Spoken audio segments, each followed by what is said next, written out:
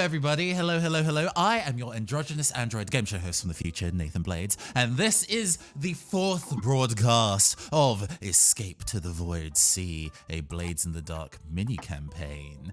We have, the gang is all here once again for our delightful fusion of Whale Punk and the Warriors. Let's go speak to our GM first. GMing this session, as always, is the delightful, illustrious Draco.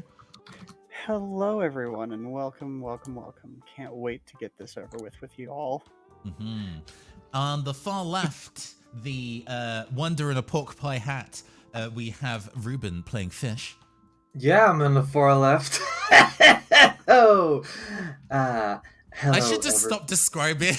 It's impossible to describe where we are on screen without running into that joke every time. Sorry. I'll get into character. Tank, fly, boss, walk, jam, nitty gritty. You're listening to the fish from the big bad city. Hello. Next up, we have Bask, played by Captain. I think he's now earned the nickname of Teapot Assassin. Yeah, that was so sick. Agreed. That was one of my favorite bits from last session. I really hope that just, in my head, that story's going to go on forever. That's going to be a new folk tale in this world. Mm-hmm. That's a proper Yakuza-style takedown of, like, picking up a random object and using that to KO a baddie in one hit. Too sick. Heck yeah. Oh yeah, feel the heat. Mm-hmm.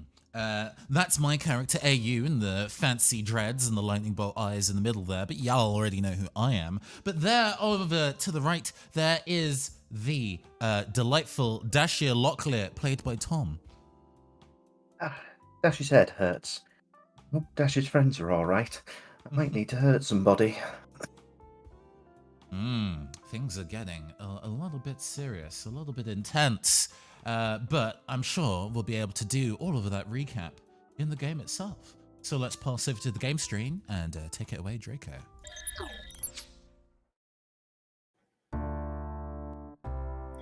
Hello, contestants. Once again, my name is Draco Alexander, and I'm the Game Master for Escape to the Void Sea miniseries. This story is set in the city of Doskwall, Blades in the Dark's primary location, but our Dark Jewel of Akaros is a bit more advanced than the one you might know. Many of the Victorian trappings remain in place. Brickwork buildings faced by wrought iron fences line the streets, and the oppressive darkness of the shattered sun is held at bay by buzzing electroplasmic lamps. In the absence of light, however, something unseen fills the air. Electrical waves that transmit music, voices, and any other sounds the users of the new Electrovox might like. As long as they've got a big enough antenna, that is. Our view of the city lands on just one such set of antennas, integrated into the building atop which they live. Though the main mast has fallen, another mist-coated skeleton in the perpetual night, the backup pulses with power, drawing energy up through the complex and arcane system of wiring that's laced throughout the old, otherwise respectable-looking home. Around the place, looking more than a little put out, are contingents of the Bluecoats and the Spirit Wardens, their weapons at the ready in case the siege is to begin again, as well as a few, mostly unseen, representatives of the Unseen, Doskwall's most influential crew. All of them await the results of the meeting taking place inside. Within this austere structure is the new leader of the Unseen, a burly but keen man known as the Star, who stands before our crew with arms folded, awaiting an explanation for the night's events so far. With that, I will hand it over to our crew and change the music over to something a little more appropriate to Aunt Angie's home. At this point, has Dasha returned from Groove yet? I think that's up to you. We can either do the return at a later part of the conversation, or we can have her come in as the Star is folding his arms and saying, "Well, what's all this then?" What do you say, Tom? Might have her stumble in a little bit later, as she's not in the best of state on the roof at the moment. Okay. Well, you've got my attention. What's all this then? What's going on? Well, uh, AU, having done that broadcast in Aunt Angie's voice and is very promptly removing the granny wig and faux spectacles that he donned to be able to do the voice, because that's how voice acting works. Absolutely. And just kind of putting it back away into his inventory. Well, you are familiar with the meeting down at the racetrack earlier tonight, or I guess last night at this point. Well, yeah, I was there. As Yeah. far as I'm concerned, I saw your crew do what got done. Well, But, hardly that. I think if you know our crew, if you know Smile the Widest, you know that we don't deal in firearms. And if you know me, my personal opinions on the tower, I would never raise a weapon to such an individual. You know what I mean? So this is a bit of a stitch up, innit? Be that as it may, you got any evidence of that? I understand your crew's reputation, yes.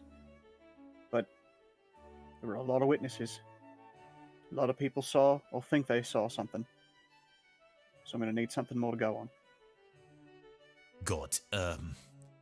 And this is in a similar fashion to previous, where Aunt Angie was also asking for kind of evidence of the proceedings, and it was a little complicated because the most easy to produce piece of evidence would be the gun that was planted on Bask.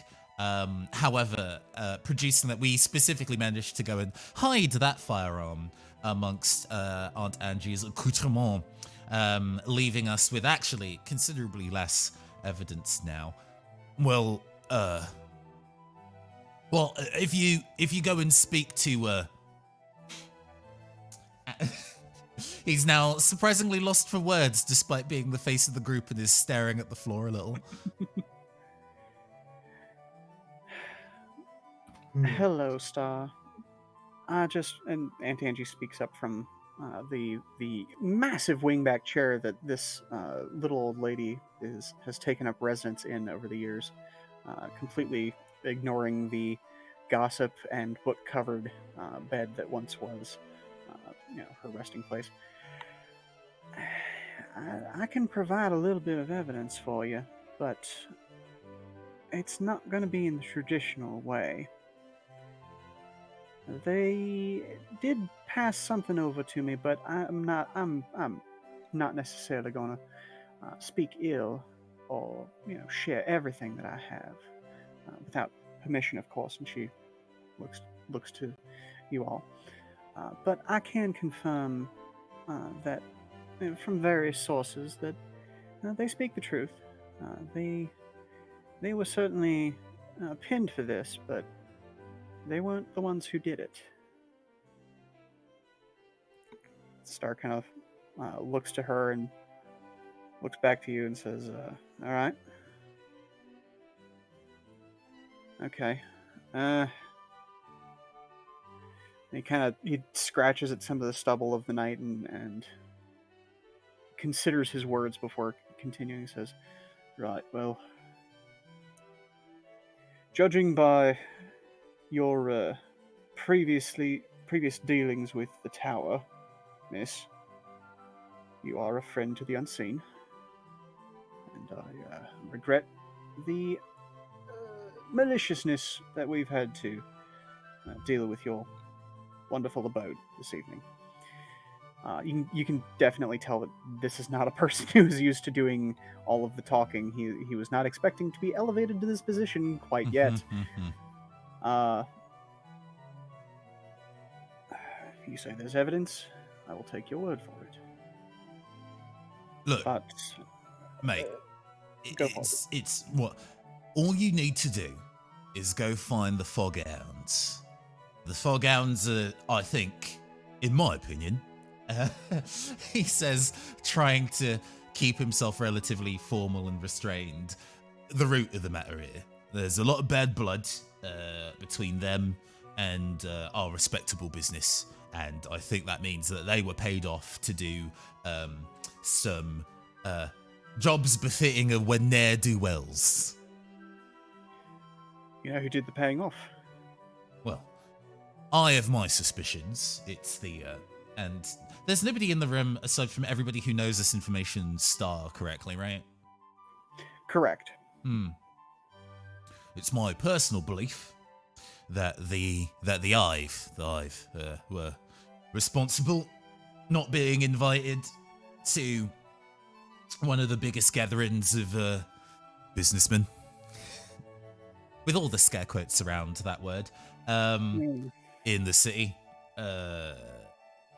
I think they wanted to go and shake up current establishment to one that maybe befits them a bit more. You know what I mean?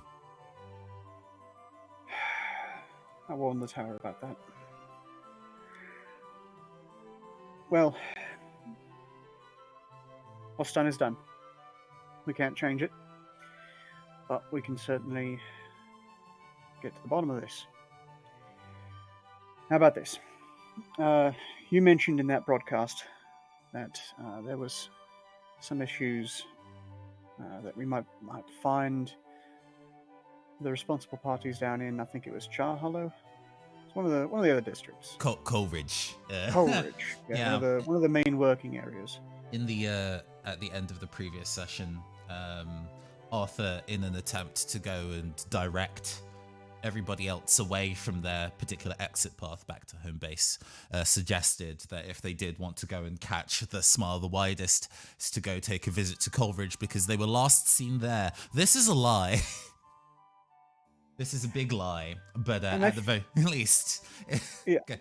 I think he can clock that was a lie. But considering we're in front of him right now. But, yeah. But that's also a very useful lie. Mm-hmm. All right, see, here's what I'm going to do. I'm going to send the coppers on this goose chase that you've set up. Gets them out of your hair. I can't guarantee that you won't run into any, just regular patrols or anything. But it does get this contingent away. Now, as far as the spirit wardens go, he says, turning to Aunt Angie, we will do what we can. They should not be a direct problem for you anymore, but my folk may be a little more visible in the area around your home for some time. And she kind of demurely nods in understanding. As far as my boys go, and he pulls out like a scrap of paper and just kind of tears off a corner of it. It's probably about like this piece of torn paper is now about the size of what you would consider like a pocket notebook. Mm-hmm. So about 5 centimeters across, 10 to 12 tall. It's a small scrap. It's not much at all. But he writes a short note on it and looks around to the desk nearby and says, "May I, Angie?" And she says, "Oh, you may." And he grabs a bit of sealing wax off of the desk and puts it on a little thing, holds it over a candle and melts it, and then pulls a little itty bitty sort of nib seal out of his pocket and adds it to the bottom of this tiny official letter that he is now going to hand over and say, "That holds my seal and says you're absolved of everything that happened tonight. Should any of my boys or gals or thems try to get in your way, show them that, and it should smooth the situation over." Yeah, it is open. It is open. Now, I'm going to make a suggestion that you get back to the golden hour as direct as you can, because there's still a lot to be dealt with tonight, and I cannot guarantee that we will catch whoever's responsible for this before they catch up to you. Mm-hmm. That being said, I now know the face of everyone in this room, and I want to make that very clear. I think about now is probably a good time for Dasha to stumble in. Mm-hmm. Probably the sound of the clattering of chains metal, an odd scraping noise along the wall of someone running and then sort of tearing round the corner as Dash will enter in a flurry of oilskin, clattering chains, and a probably very vicious-looking knife which has heirloom sacrificial dagger written all over it in quite big letters. Dash does not look well. She looks like someone who's run a marathon while under the influence of very hard fever, sort of sweaty, panting. You can see weird flickerings behind her under her oilskin robes of these newly acquired wings from the partial possession that she underwent on the roof. She'll grit her teeth angrily, having just heard that, and the look of absolute murder and violence on her face. Step away from Dash's friends, or she'll gut you where you stand, Star. And I will especially remember your face. He says, there is a flick of, like, fear, and then recognition, and then anger, and then confusion, and then professionalism, all in the span of about 2 seconds across his expression as he sees Dash, or, what used to be Dash, or possibly still is Dash. It remains to be seen, round that corner.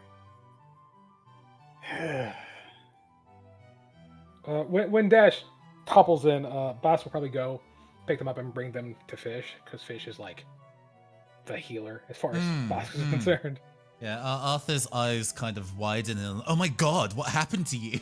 But it's like makes the physical body movement to kind of move to immediately go to her, and is trying very hard to not do that right now, but turns politely to the stars as,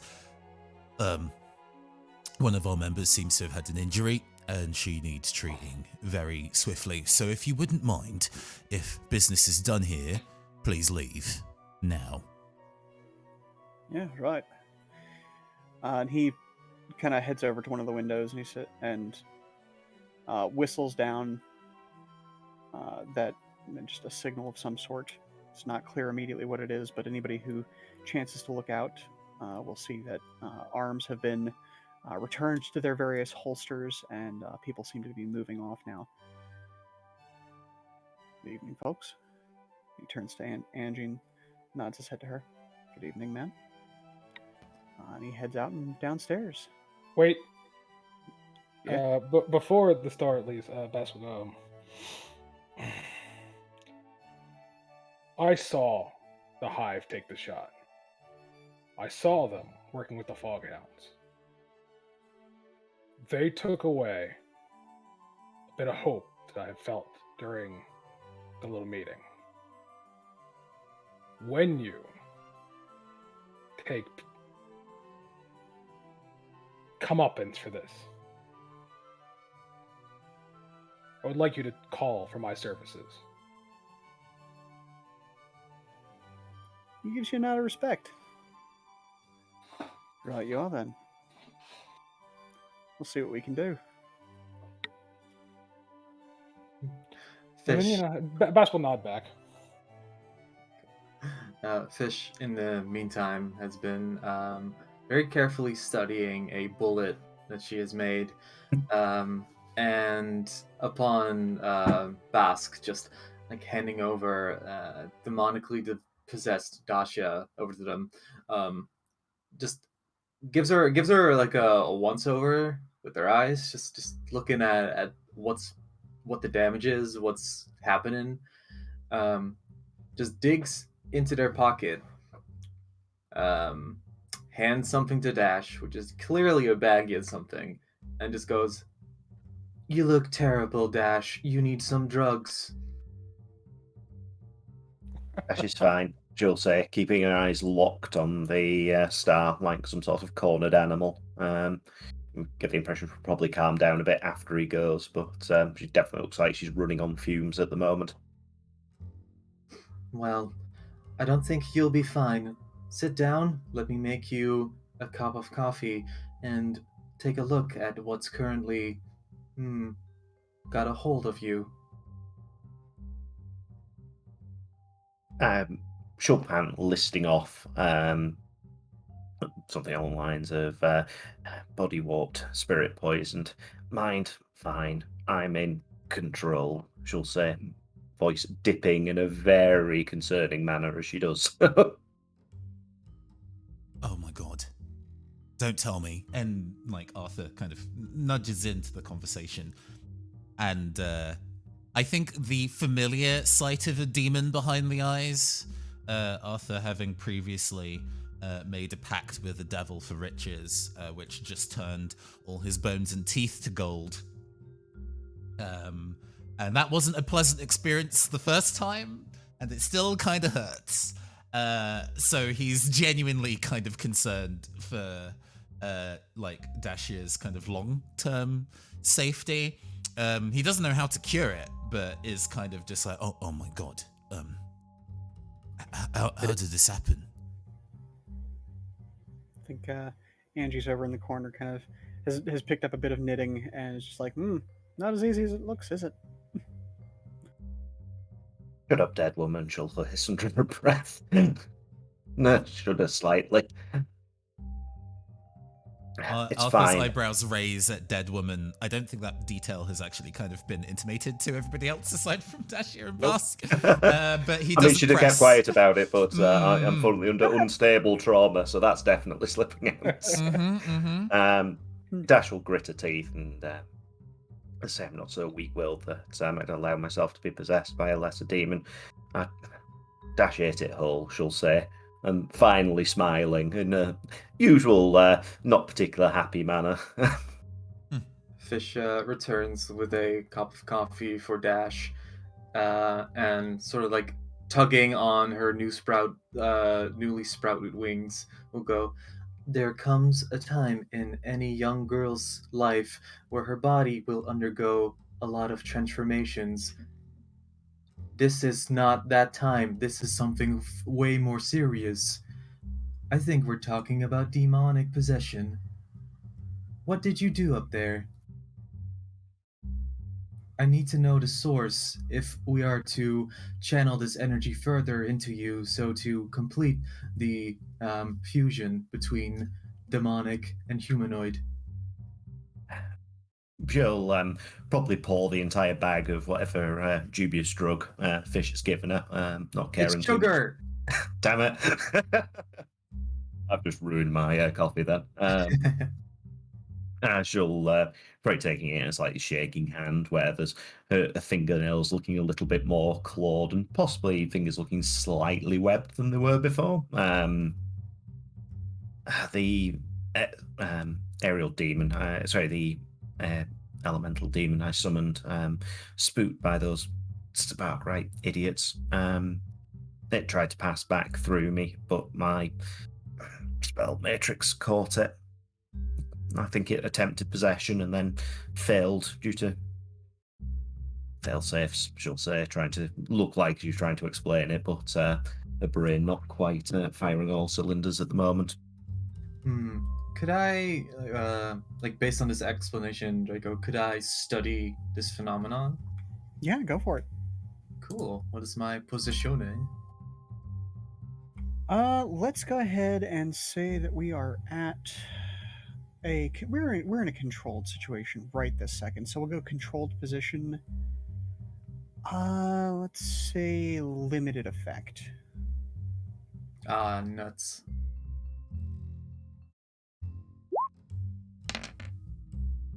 Quattro.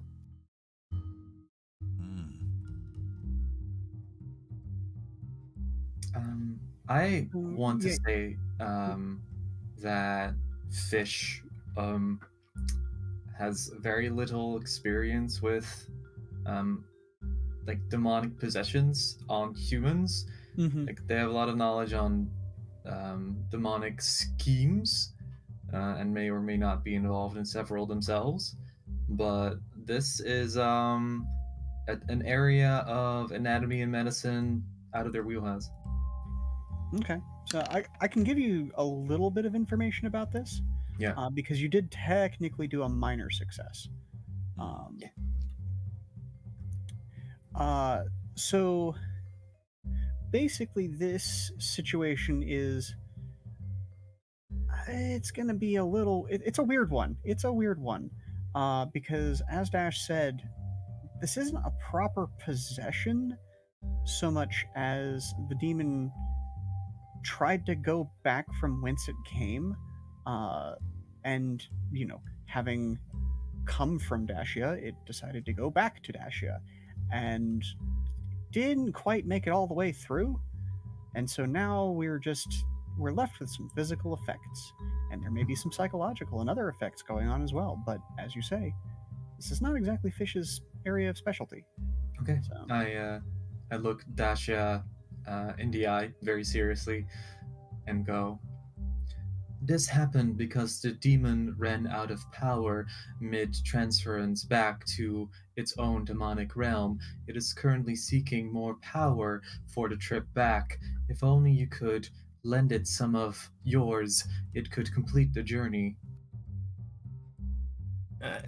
Dash sort of grits teeth and rubs her eyes slightly, saying it's a bad combination.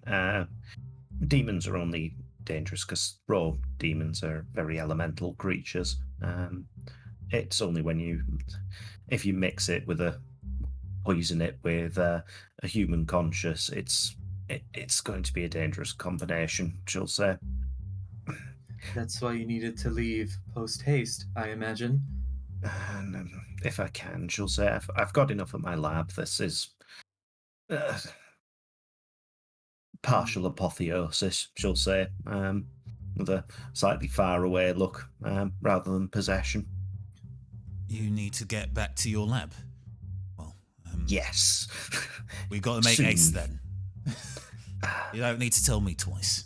All right, people. May need to recover a little bit first, shall I, Matt? Right, of course. Sorry. I can get you some more tea if you want.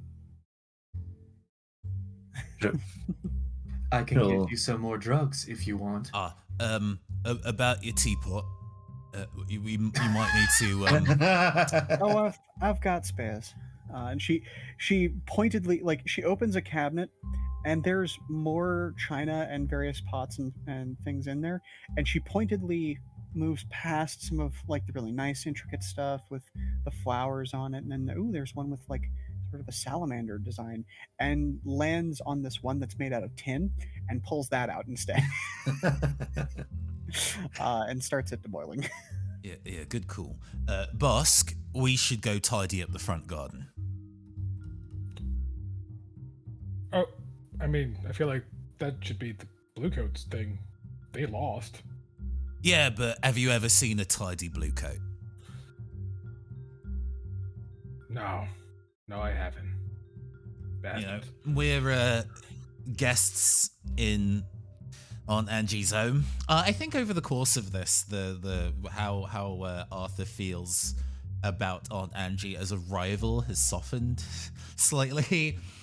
In earlier days, this has been like, she can clean it up, fuck her. But under it's like we're guests in her home, and even if some of the guests were unwanted, we should probably tidy up before we leave. I appreciate that. Thank you very much, AU. Arthur, may I? Yeah, you can call me Arthur. Thank you, Arthur. Just maybe go for a music break when we're on the air next time, innit? We'll coordinate something, I'm sure. Arthur flashes her a winning golden smile and leaves. Gives another kind of like sympathetic look at Dacia and then leaves the room to go downstairs. Comtessa Angelina, I know that we are not on good terms, but I hope that after today we have grown a little closer, and if that is not the case, I will win. You stand no chance. See you. Bye-bye. Oh, I think we're fine, Fish. I think we're absolutely fine. Fish seems to lighten up, just like actually has just displays a smile, but with the anatomy of their face, their facial structure seems more akin to just like a skull, like a skin being pulled back over a head. So it's not that. Like the one moment in Men in Black where he's like, "Oh, like this," and you pulls the Egger suit back. Yeah, lovely, love it. I'm smiling. Yep. The widest even. It's like that four coma comic. It's like, that's a $1 million smile. That's a $600,000 smile. That's 4 yen.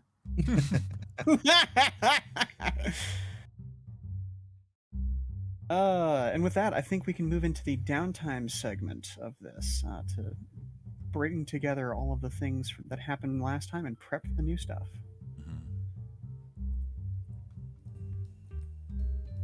Okay.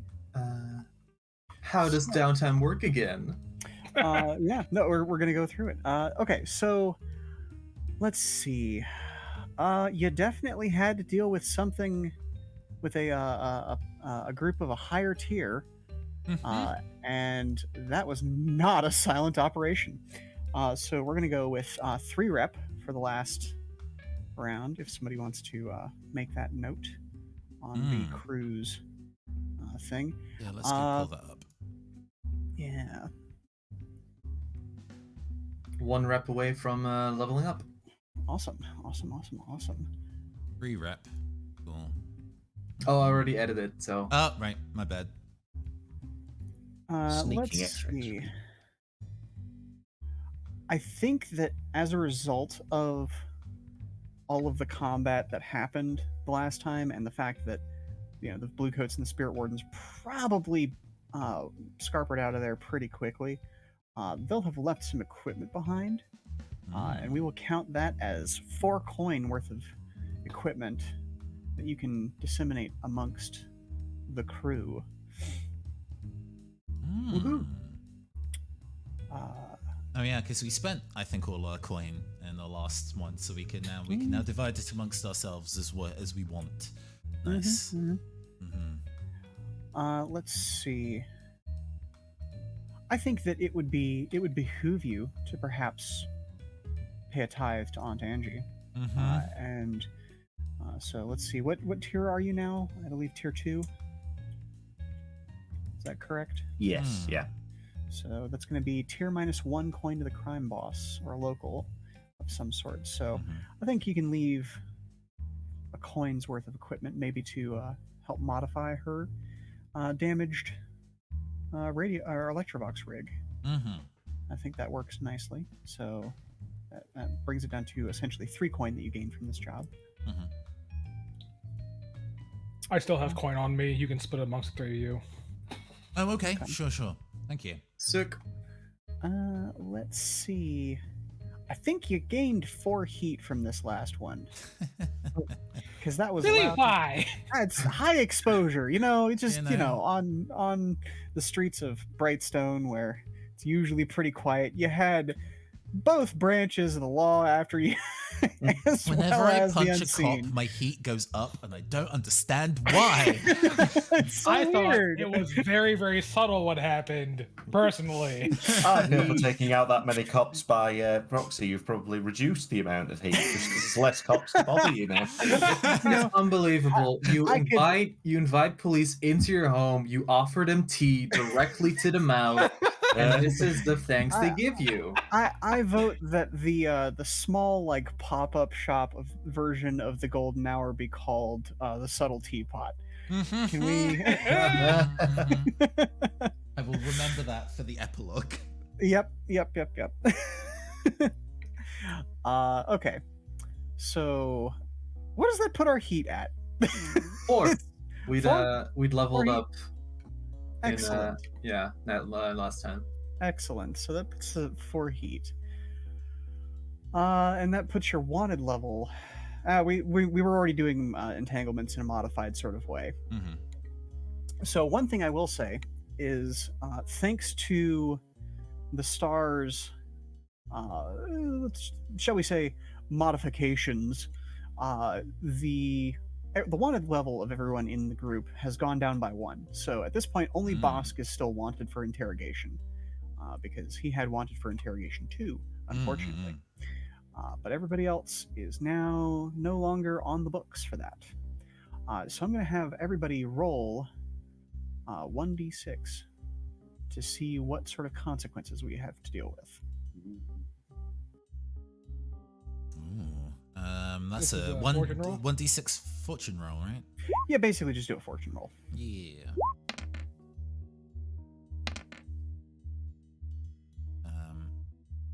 Not the cruise sheet, please. Roll fortune. What?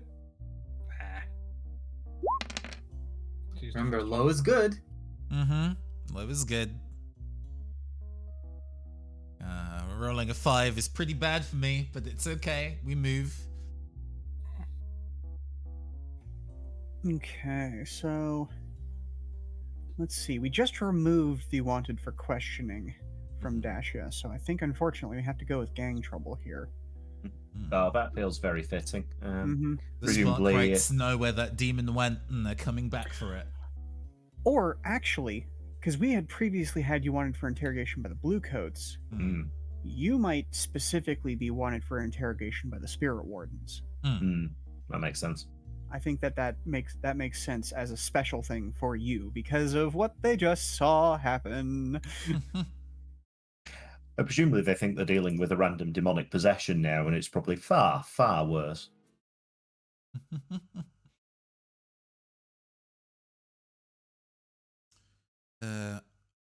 What are the rank 4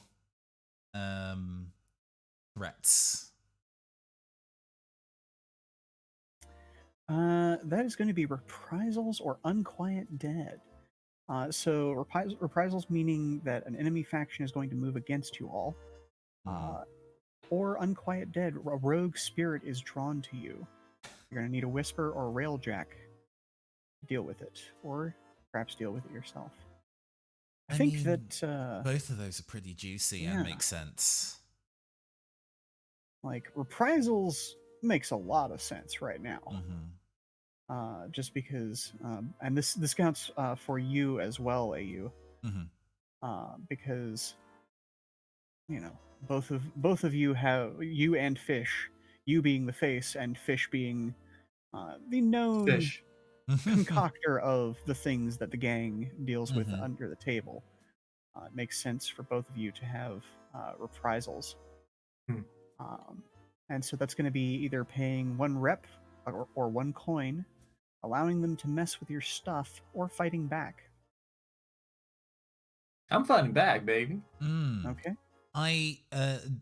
So I guess we don't necessarily as players get control over who is making the reprisal here, but I do like that this is an excellent time for either the Hive or the Foghounds to make a move, because they're like, they're on the run. Now we can just show up at their place and destroy all of their stuff.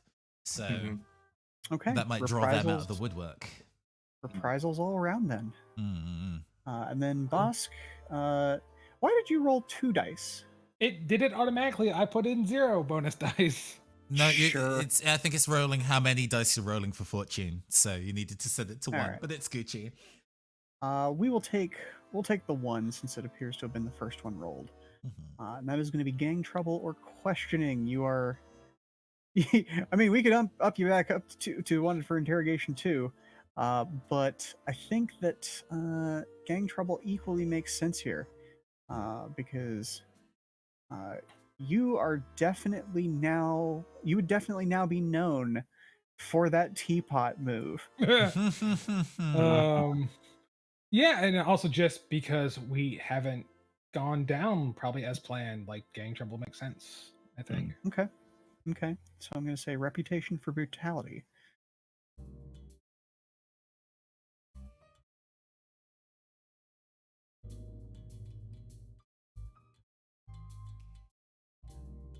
Now, whether that's actually true or not, that's certainly the rep you have now. Don't insult that. It's totally true. Come on. I mean, all right. So, the situation being what it is, you are still technically at war with a couple of factions here. Even those things have been smoothed out with the Unseen, and they are now going to get the word out to other gangs. As you've stated, both the Hive and the Foghounds are still out for your throats. So we are going to do single downtime activities for everybody. Yeah. So what's everybody up to? Do you remember what the downtime activities are, or shall I call up the reference sheet for you? I would appreciate the reference sheet. Okie dokie. Let's show this to the players. Let's make it big on the screen for everybody so they can see. And I'll mention this again during the credits, but thank you again to Evil Hat Productions for their amazing set of assets for this. It's really this thorough. System. Wow. It is incredibly thorough, and it has made running this game so much easier and so much smoother. So, you can acquire assets. You can work on a long-term project, which Dash, in particular, has already started one. You can recover. You can reduce the heat on the crew, and you can train up things, or possibly even indulge your vice, if you can come up with a way to work on that at Aunt Angie's. I have one. Go for it, then. I want to work on a long-term project, baby. And that project is Mr. Bingles Arrives. Oh, okay. Oh, naughty workers, bonkers. Okay, go for it. Let's. How are you gonna do that? So give me like because Mr. Bingles, first of his name, sire of the blood legion, whatever. He like it's patrolling the canals of Dosful, right? As far as you know, yes. Okay. Certainly, in the waterways, as it were. Okay, I think I want it to like accompany us as we go back to the docks where our fine establishment is, and lead it more towards open sea. And Okay. the way I want to do that is with song. So I want to head up to the roof, and with the shattered sun and maybe the moon as my background, I want to have like an aria, a whale song, to sing to this great progenitor of mine. Okay. To give you an idea of the time, it's probably about 2 to 3 a.m. at this point. We are definitely in the morning of tomorrow, but the shattered sun, as little light as it provides, has not quite risen yet. Okay. So you can definitely provide a bit of a haunting whaler's tune out to the evening sky. So let's go ahead. I am going to ask you to roll for this. Yeah. Let's see, downtime rolls. +1 die if aided by a friend or a contact. Would anybody like to assist with this activity? Does this cause stress if we do assist, or? Not right now, I don't think. I think that's really, a stress would come from assisting in the moment of combat or stressful situation. So we've been playing it fast and loose with the downtime stuff. So I like the idea of Fish singing on the roof and then Dash sort of scuttling up onto one of the sort of balustrades on the top and like throwing her head back and howling like some sort of house cat to assist with this. Okay. All right. So let's see. Go ahead and roll. What action would you like to roll? So I'm thinking consort, because I'm sort of consorting with connections, but I'd also say like attune applies, but I don't know what's applicable here. I think you could go either way. Because this creature has already been contacted, so it's out there. Just a question of talking to it. So I think both consort and attune would work here. And you are going to have +1 die to whichever you choose.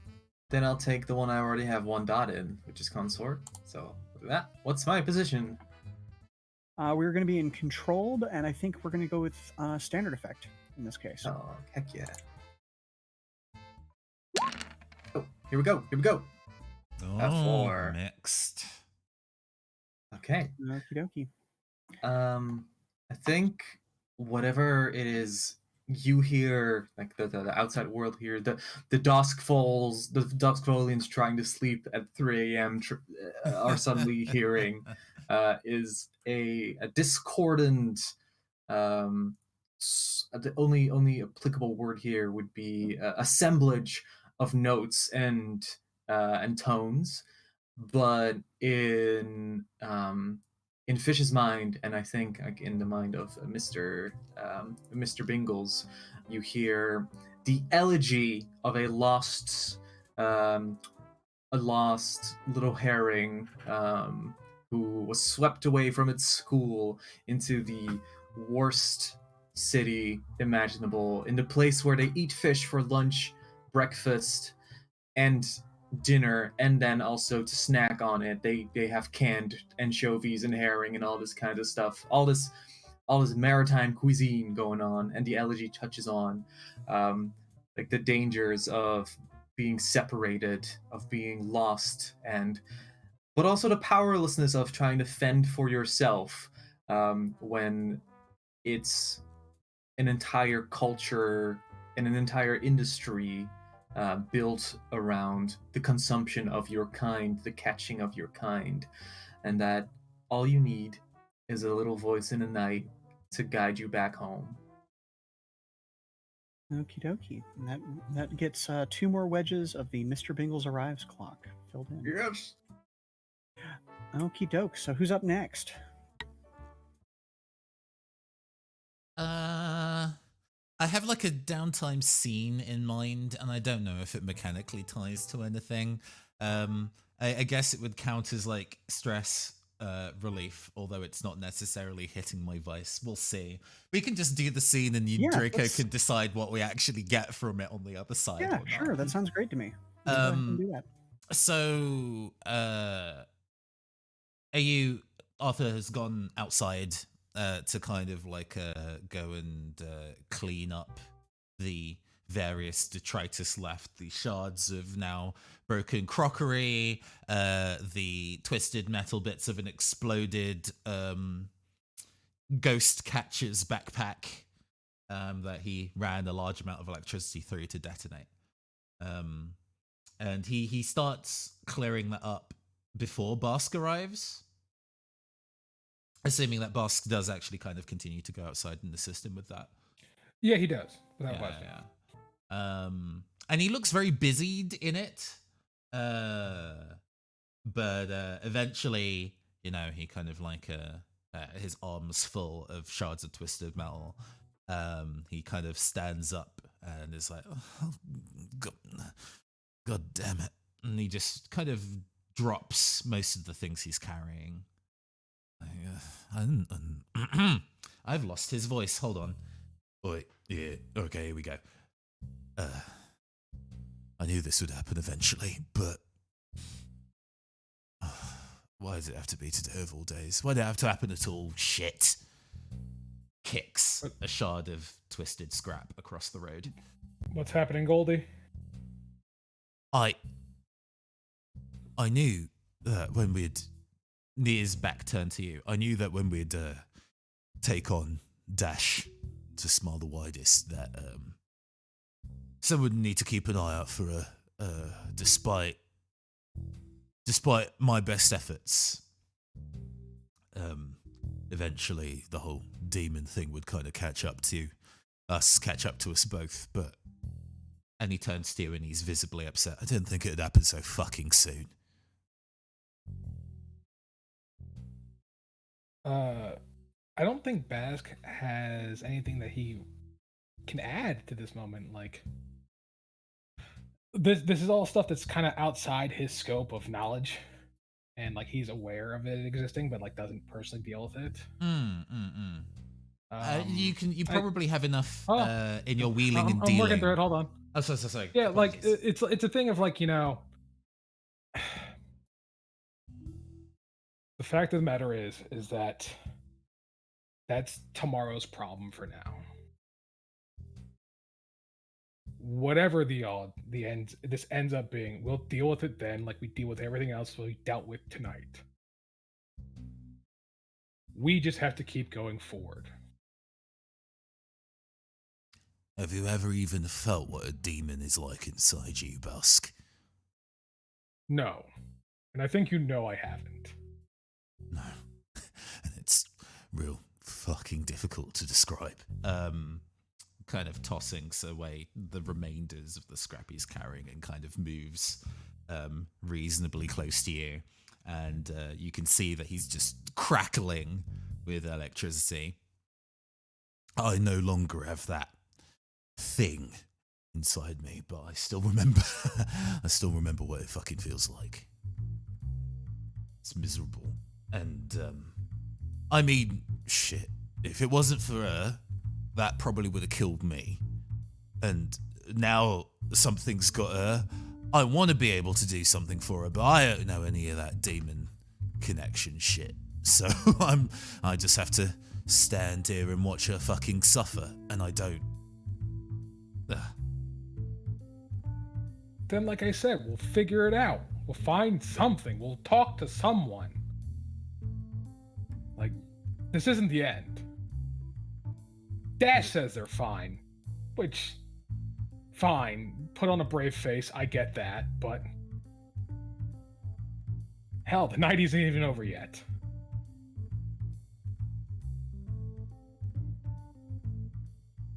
Arthur lets out a slow hiss of air instead of responding to that. All right. But, Look. First things first is we get home. Because we can't do shit if we don't make it through. Can you agree with that? Yeah. There's a big pause. Arthur's breathing reasonably heavy. And then, just kind of like, he rears back for like a fist back and then just kind of like soft paps it in the middle of your chest. Bloody hope you're right. All right, let's clean this up. All right, then. And they get to cleaning. Okay. So I think I am going to count this as indulging your vice for two reasons. One, Arthur, you really opened up there. And that's a good character building moment.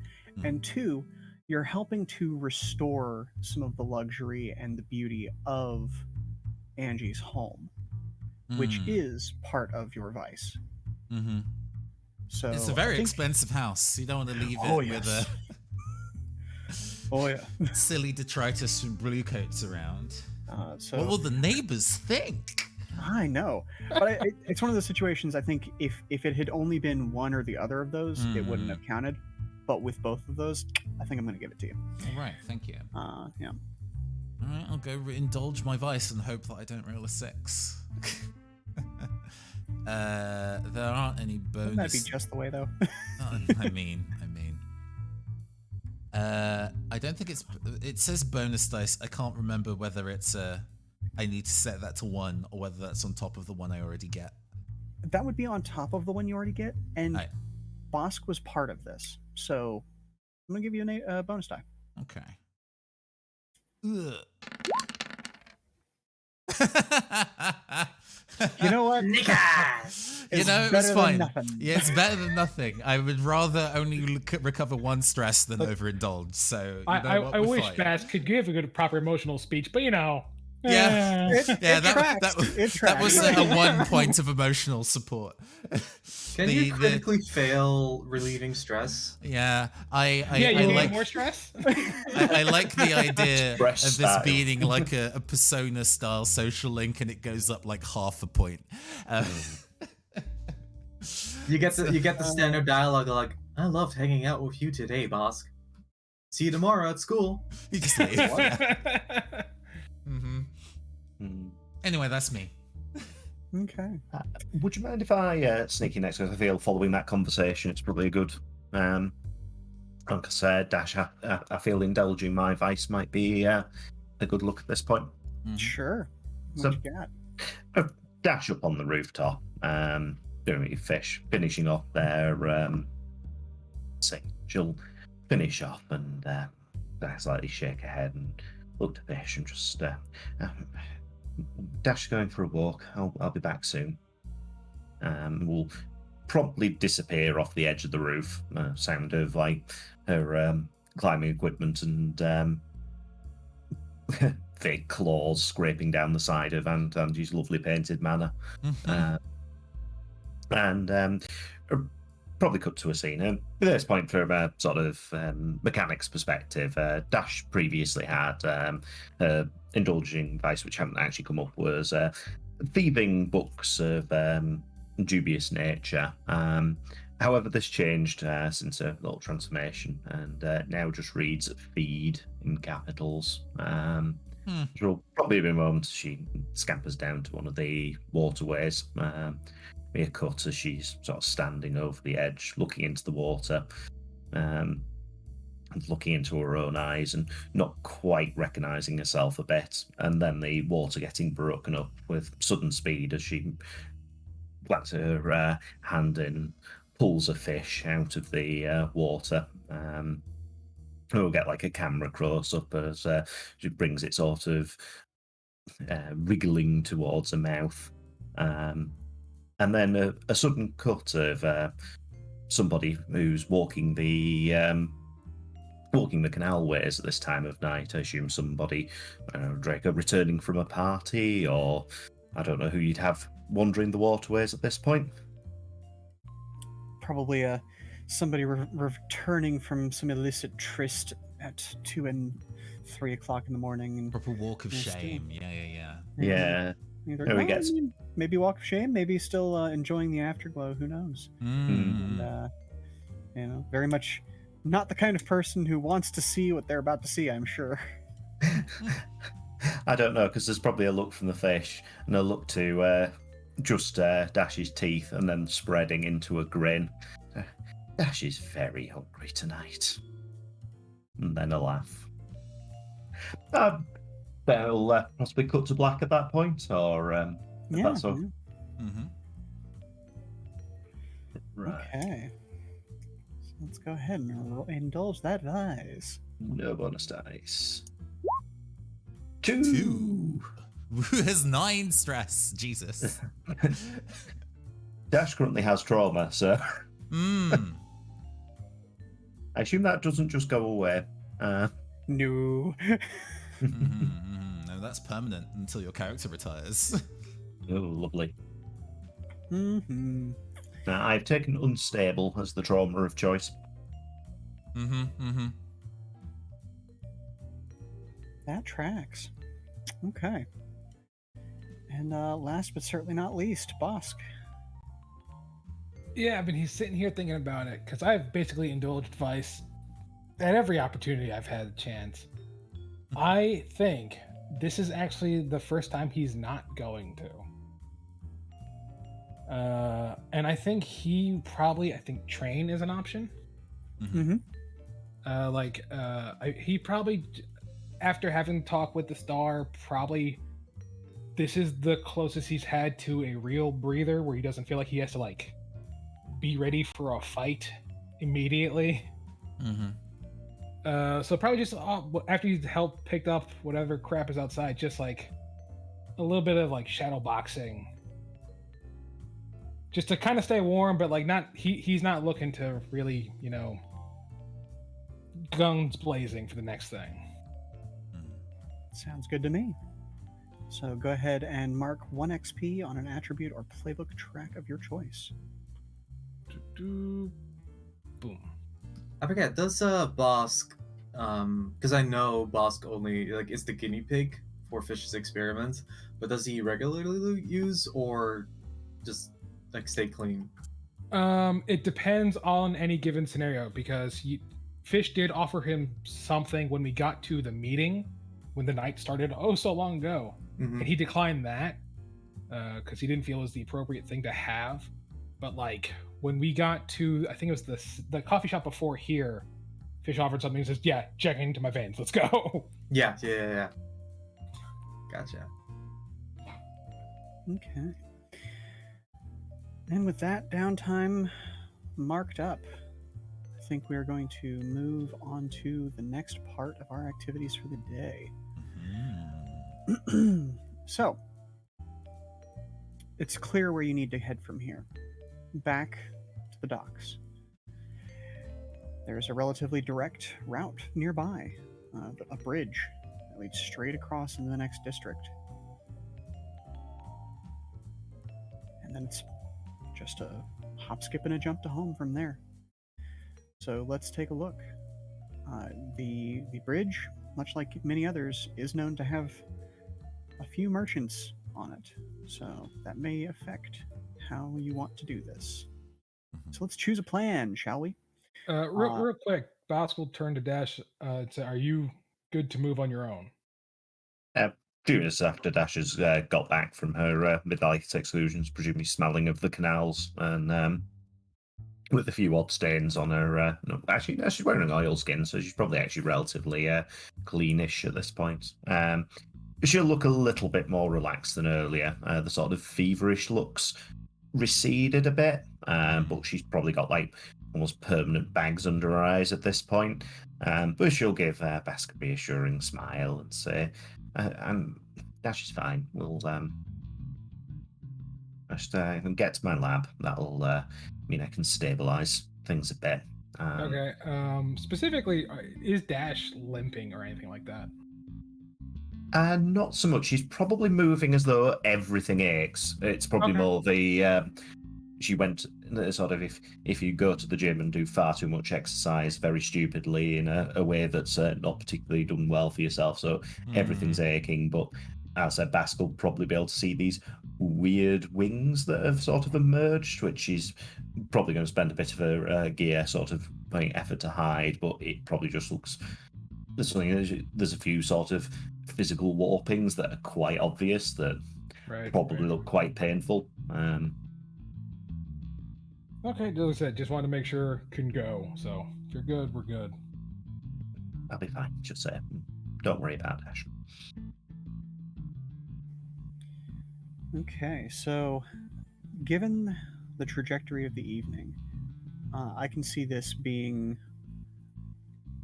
one of three, technically, things that you plans, maybe four. Do you want me to go over all of the options, or do you want me to bring Give me up that the narrowed list? Okay, Yeah, the narrowed let's see list. what your vibe is. I could see this being a straight out assault. Y'all just run straight home. You go just absolutely to the wall, book it. I could see this being stealth, trying to make your way home in the most silent way manner. Just trying to get that last stretch under your belts and get back to base. I could also see this maybe turning into either a deception or a social.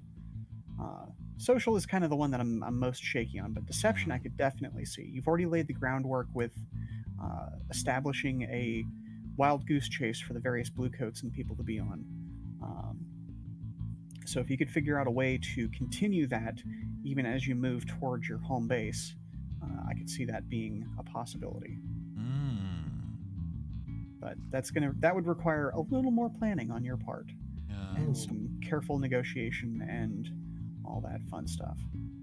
Well, the couple of bluecoats that we did mention to take out, did they were the bodies collected after the scuffle?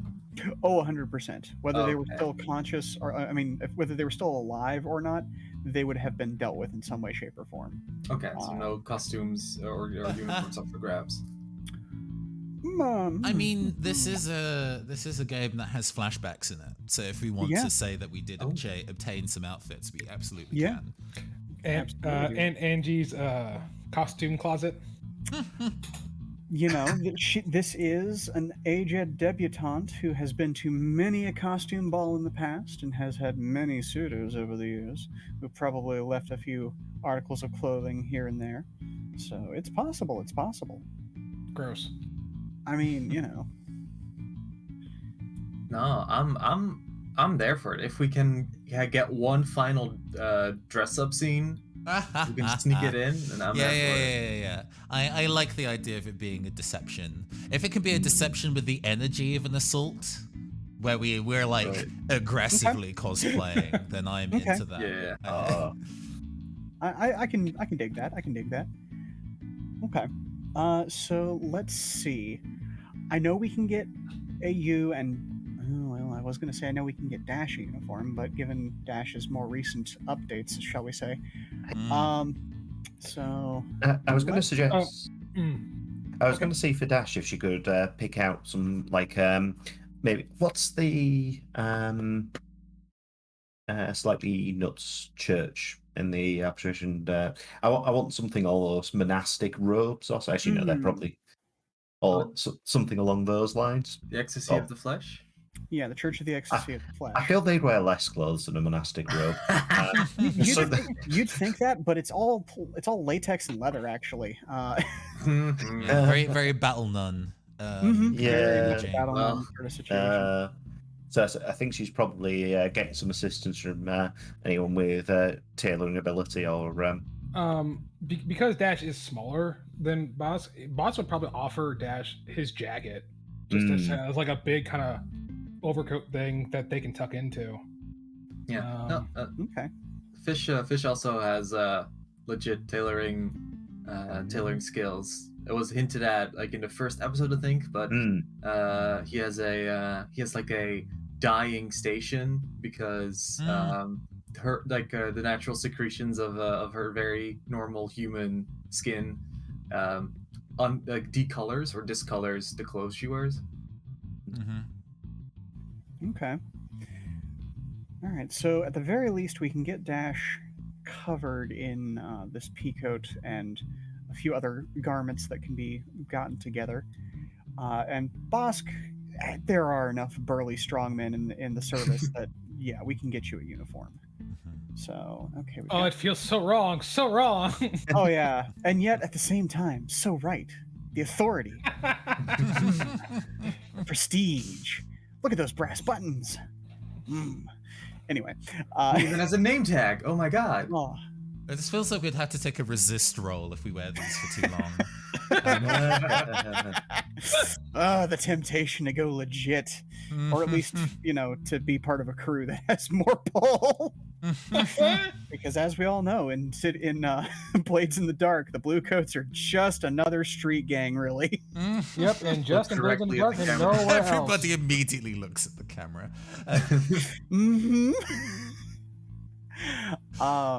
So either way, we have AU and Bosk and Dashia taken care of. How is Fish doing? Do we want to kind of sausage Fish into this uniform and be kind of the weird misshapen officer at the back that everybody kind of ignores, or do we want to do something else? I had a suggestion. It's gonna be a wild one, so you hear me out and then discard it, and we can go in for uniform. I was thinking, what if you posed as some sort of specimen transport unit of the Bluecoats, and it was just Fish in her Sunday best in like a portable water tank being moved through the city. Oh, that gives me an idea though. Attaining Okay. the tank feels a little tricky.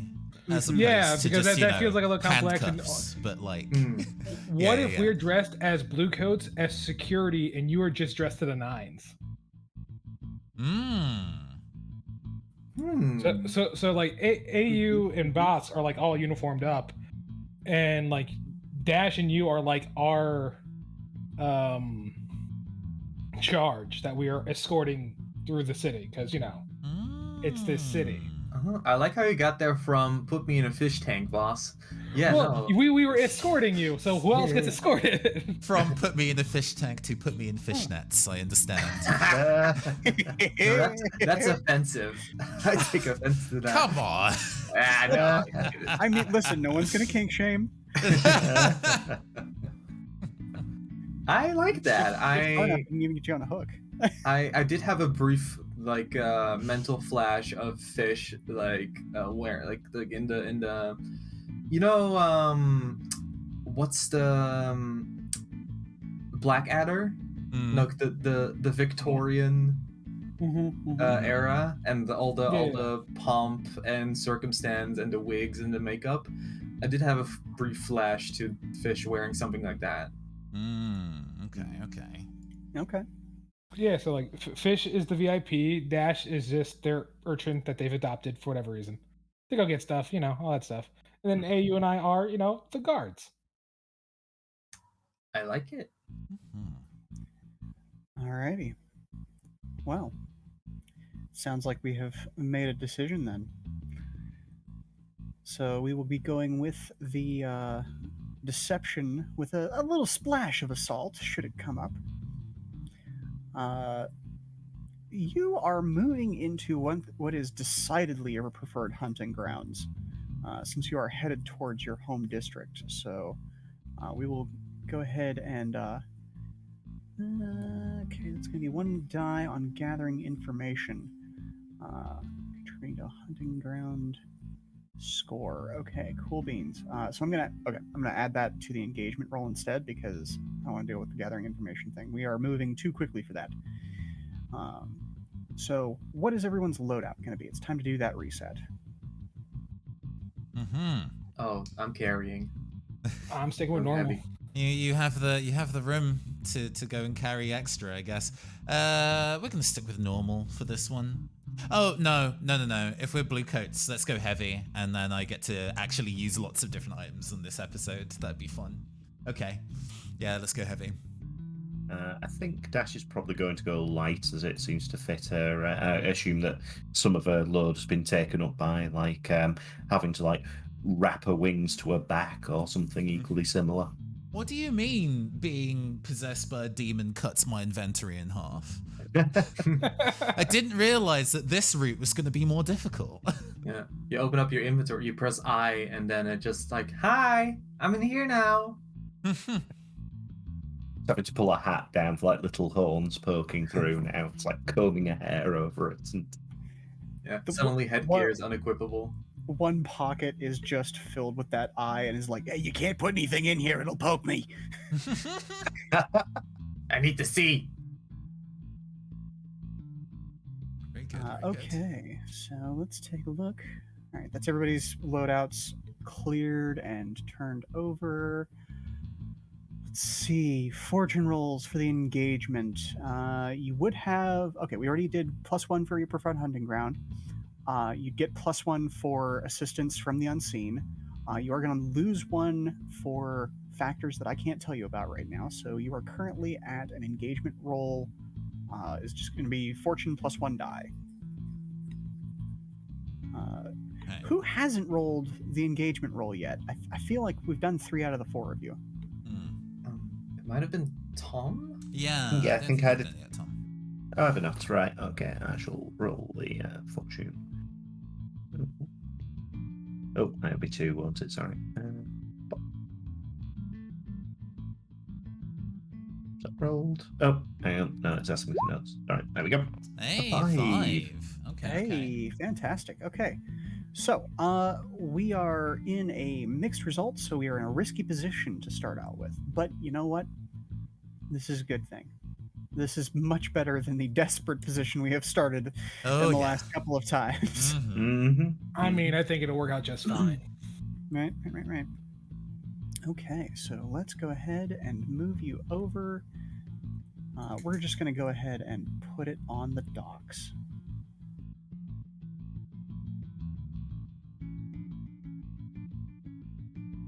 Even though you're not really and truly quite there yet. Let's go ahead and do an introduction.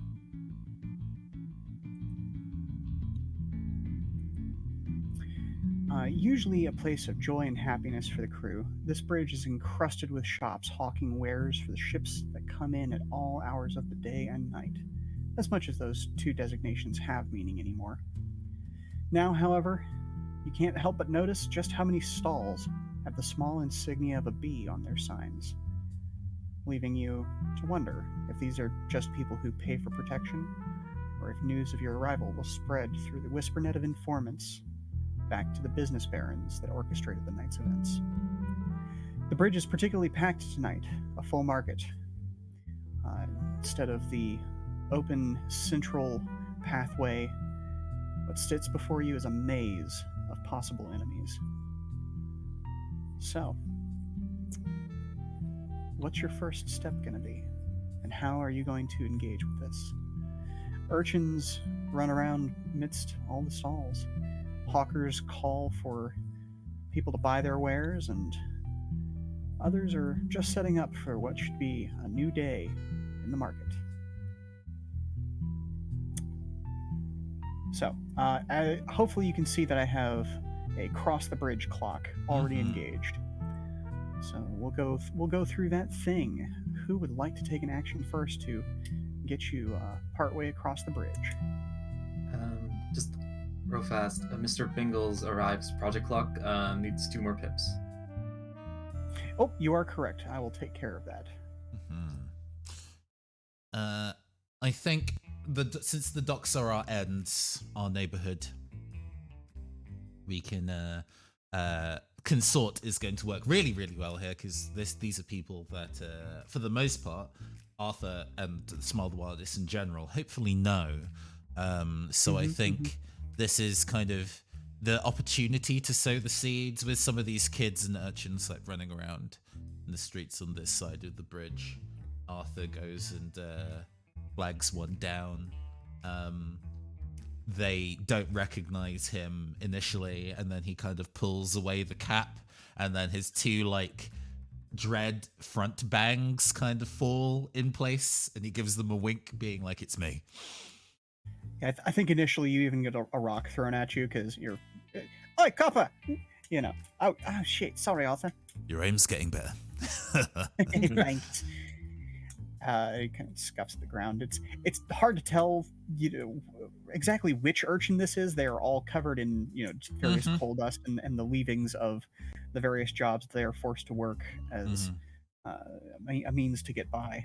So, look, things are a little complicated at the golden hour at the moment. So there's a couple people stopping us from getting back there, but I got this for you. And he pulls out 1 coin.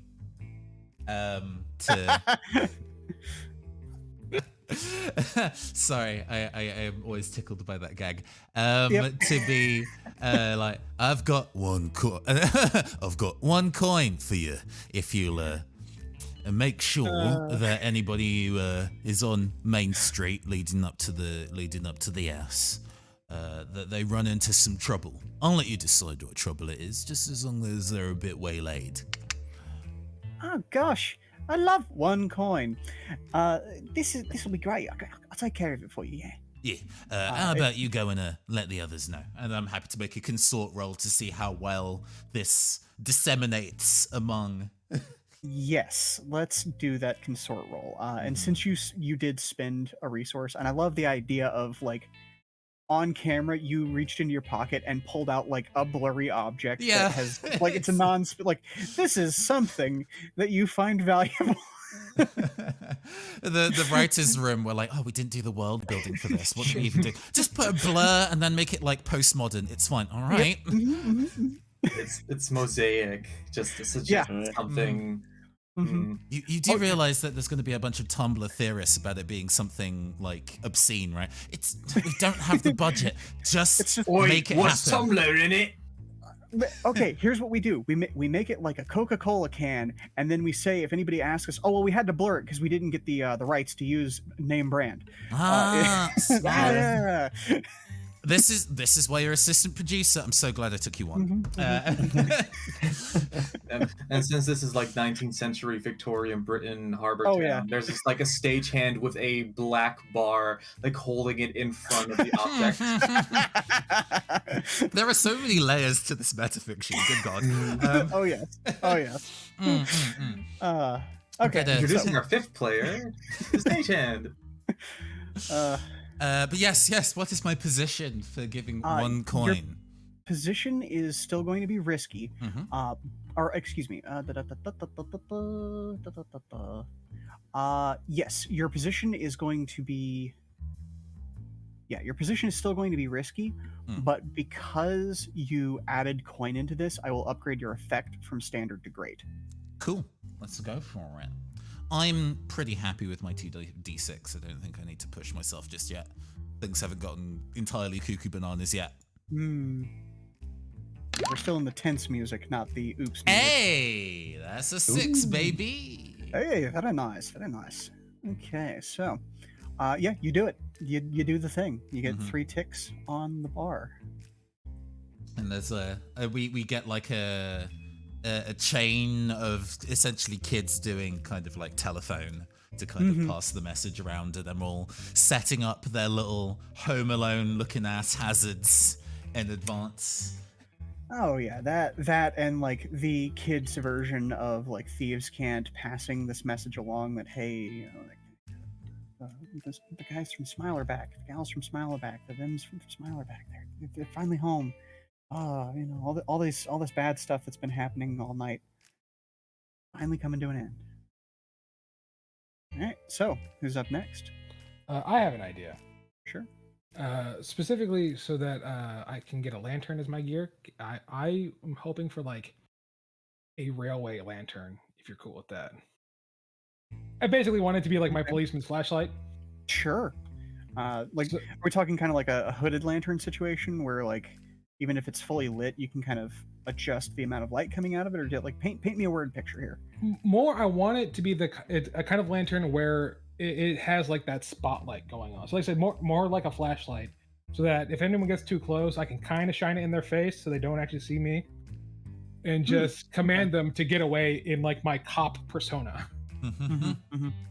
So I like the idea of this being an electric lantern, but in the most haphazard, dangerous way possible.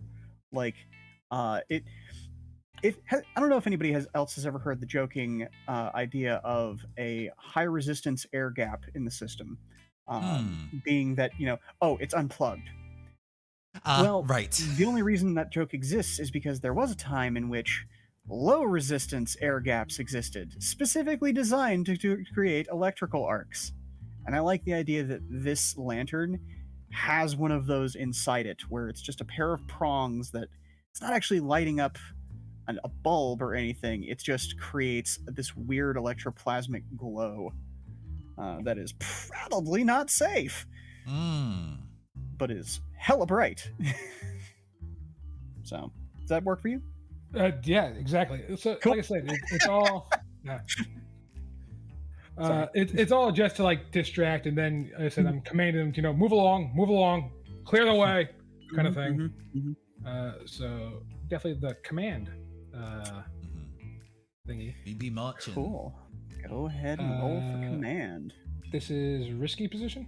Risky position. I'm going to give it standard effect. Okay. I will give you an extra die for using the lantern.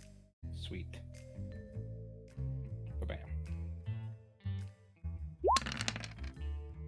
Ooh.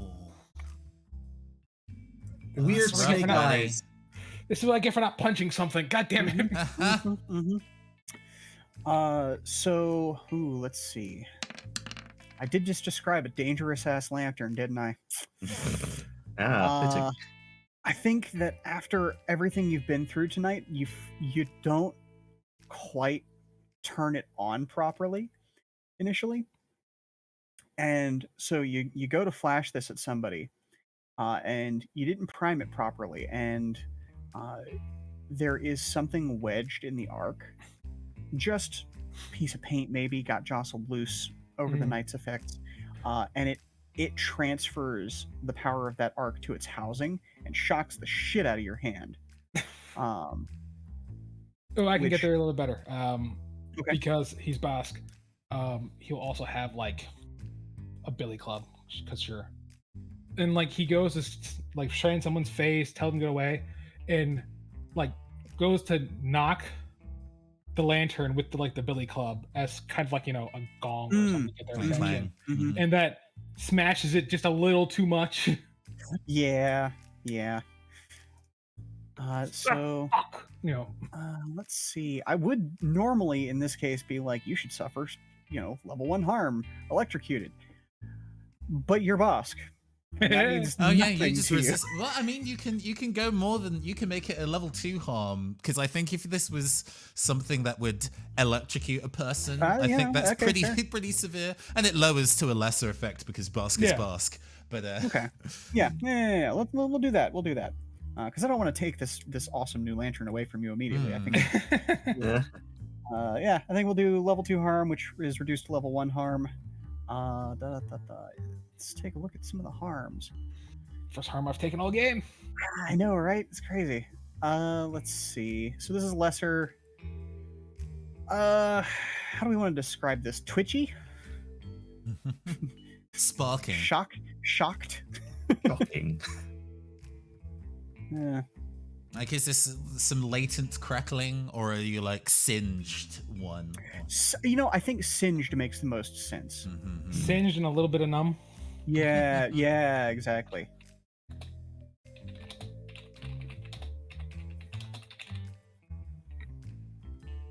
Pleasant being shocked, innit? Who did we try and scare and failed, by the way? Oh, probably just whatever the closest random passerby that wasn't a street urchin. Establishing ourselves as being big, scary boss men and then failing, which... Very fitting. Okay, so who's up next? I have an idea. So I think once we're like at the start of the bridge, I want to start secreting a certain chemical through my skin, and my one of my abilities allows me to do that, the venomous ability. And the drug in question, I think, causes heightened sense of aggravation. So basically, I want everyone on this bridge to just like form or just start duking it out, just start fucking it out, and form an obstacle and blocking off the bridge. Interesting choices. You just radiate stress. You just radiate stress. Okay. It's described by Dio as the weakest stand ability, Survivor. Okay. This could backfire pretty badly. Don't I know it? Okay. So we're gonna go for a risky position. I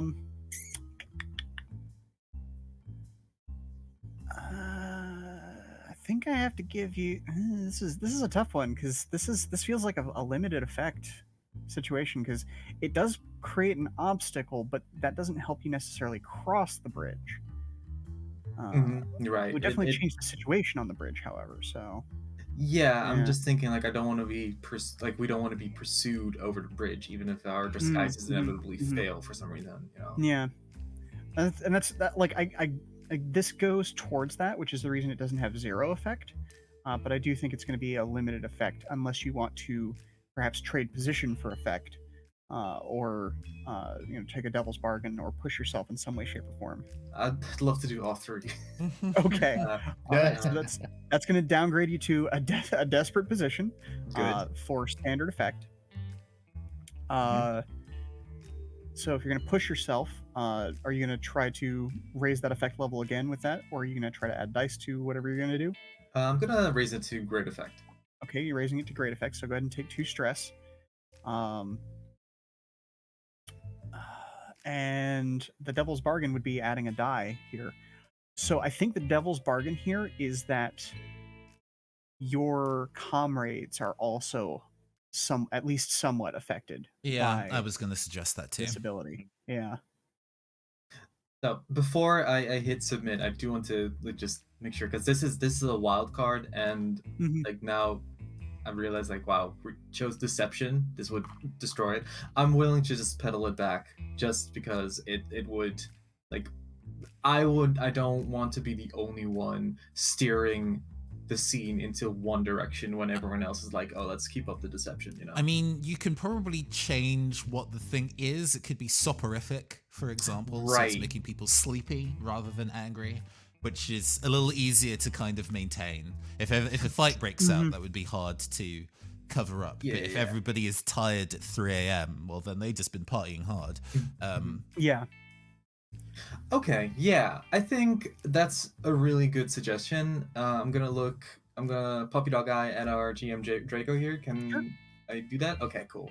Yeah, I think I'm going to keep the same devil's bargain if you still want it. Where this is going to affect your comrades as well. Sounds good.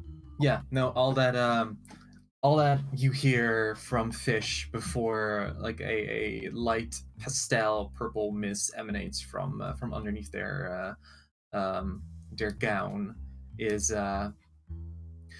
close your nose for about 15 seconds.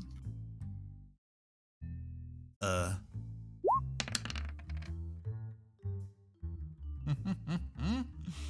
The T5s.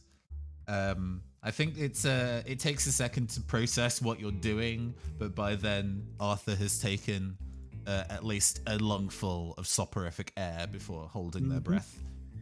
And that works nicely for the you do it but suffer a serious consequence of the 5 at a desperate. So go ahead and mark XP as well, by the way. Woohoo. Cool. So I think that everyone else in the party, you are going to have -1 effect level to physical things for just ongoing until I let you know, because you got Great. at least a mild hit of that night juice. Sleepy. Lovely. Yeah. But it feels nice, like a warm Mhm. glass of milk. Absolutely. But that being the case, you get 3 more ticks on the old wheel. Mm. Think I might opt for next one then. So I think possibly getting a little bit freaked out by feeling not quite within herself and how busy it is on the bridge. That's going to take to a relatively favourite hobby of going clambering. So I will slink myself off from the party and attempt a little bit of scouting, see if there's anything odd coming up, but mostly just to get out of the way and be possibly like I want to say skirting around the gantries and the imagining sort of the giant steel girders running down the edge of it. There's probably some horrible precarious positions that she can Oh, go yeah. and parkour from, especially with her climbing kit to hand, Yeah, and then be able to absolutely. move slightly faster. So I'm going to introduce a problem for you to surmount as part of your situation. Okay. I think in doing this, you have to sort of open up the code a bit to get the flexibility that you need to kind of climb along and dash across some of these rickety little extra bridges that have been added to the outside of the main structure to allow people to get behind the various shops and stalls and things that have no railing, because why would they? And I think that somebody, you're fairly certain, has clocked your wings because you saw somebody just see you and get this ghostly look on their face and go running. Yeah. I think she's probably going to opt for speed and the natural ability of a prowl to try and just GTFO out the situation as fast as possible. And just try and get a bit of distance between her and the party, thinking that she might be becoming a bit of a liability. Okay.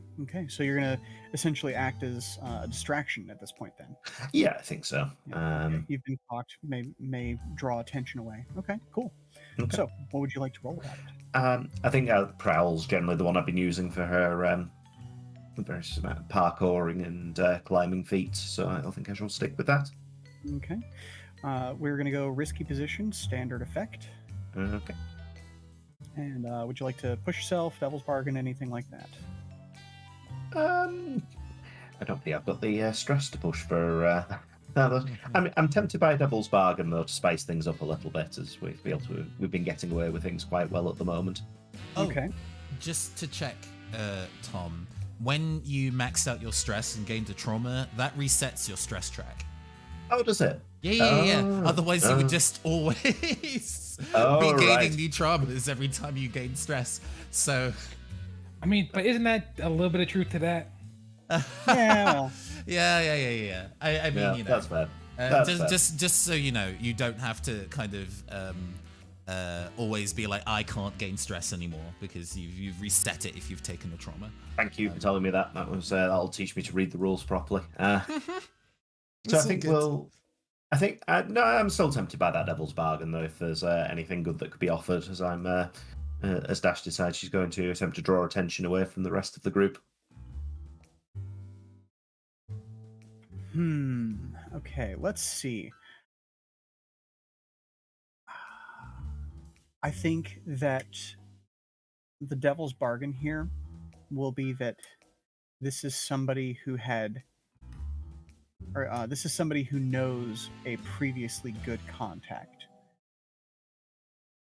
and that word will get back to one of your contacts that you have been possessed. Might change from a prowl, because I think suddenly, and semi-fitting with Dash's new instability, she's going to dash off, and then rather than probably semi-beam the distraction, she's probably going to try and take this person out, and then might be going for a swim. So I've attempted to turn this into a skirmish. Okay. So that changes the nature of the devil's bargain a little bit. Okay. Because then word would not necessarily be able to get back about your current change, but it would certainly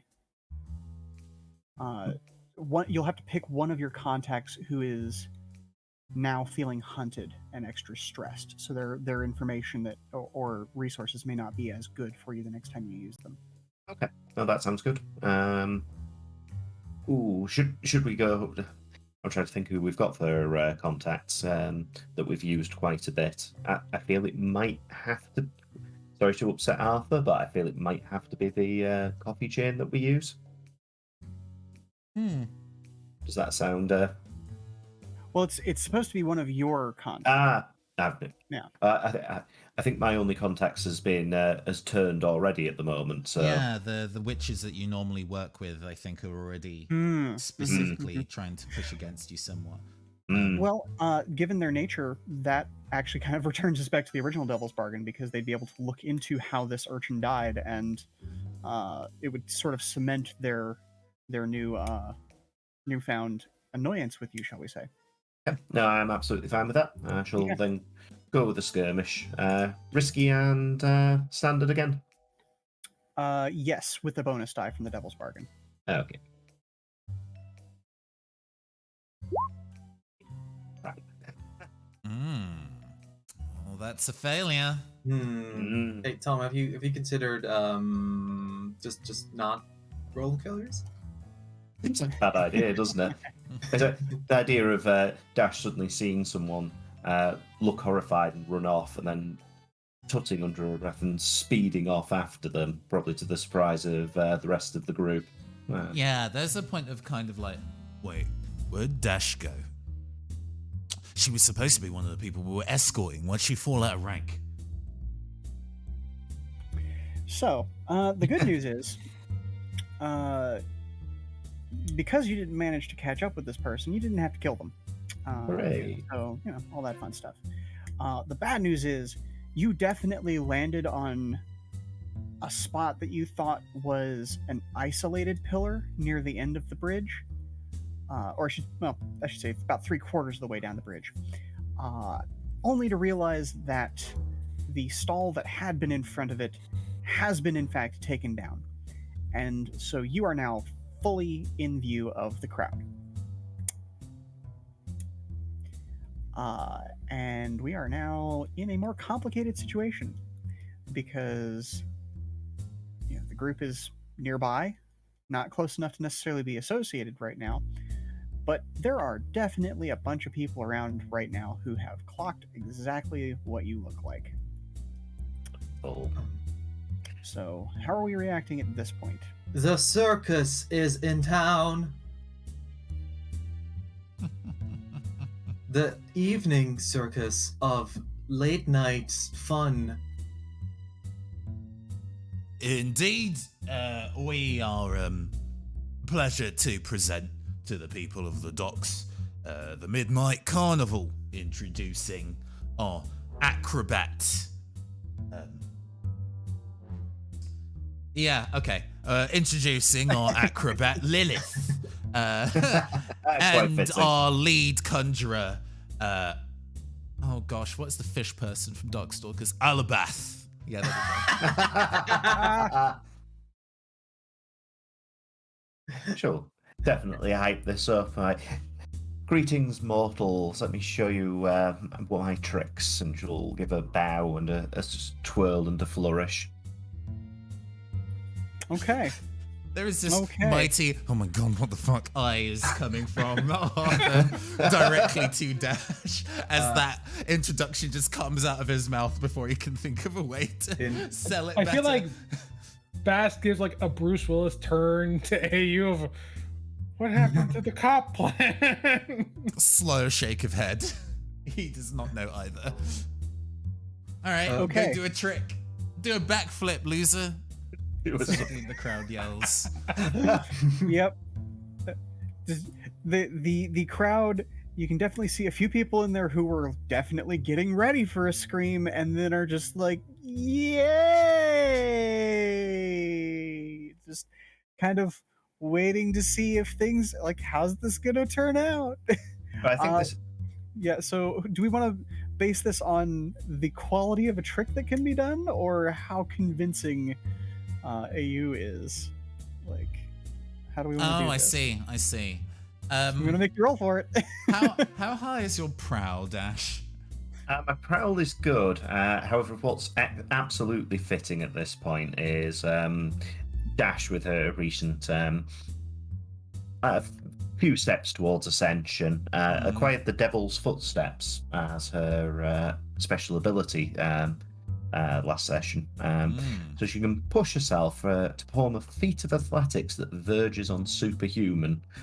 So I think what she's probably going to do is, after announcing her declaration to the mortals watching her, she'll sort of duck down slightly and, in an almost feat of impossible movement, bounce onto one of the pillars of the bridge and then use that momentum to then flip up onto one of the upper gantries, in a feat that should be absolutely impossible for a human to pull off. Very Spider-Man, yeah. So is this an auto success on something, or like what is mechanically this I think it says, when you push yourself, choose from one of the following effects: perform a feat of athletics verged on superhuman, maneuver to confuse your enemies so they mistakenly attack each other. Okay, so basically you are going to have to roll for something and push yourself. Okay. I will take the 2 points of stress. That seems... So I'm going to make this desperate. Okay. Standard effect, because that's about where we're at.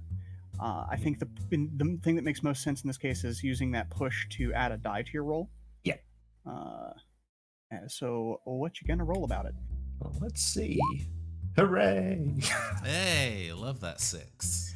Nice. All right. So you do the thing, and the claps are there, but they are also that sort of awkward golf clap of, did anybody hear about this? Did anybody see any posters for this? Is this okay? This is a thing?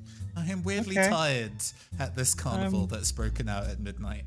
This is way that's too late for this. I'm gonna go home.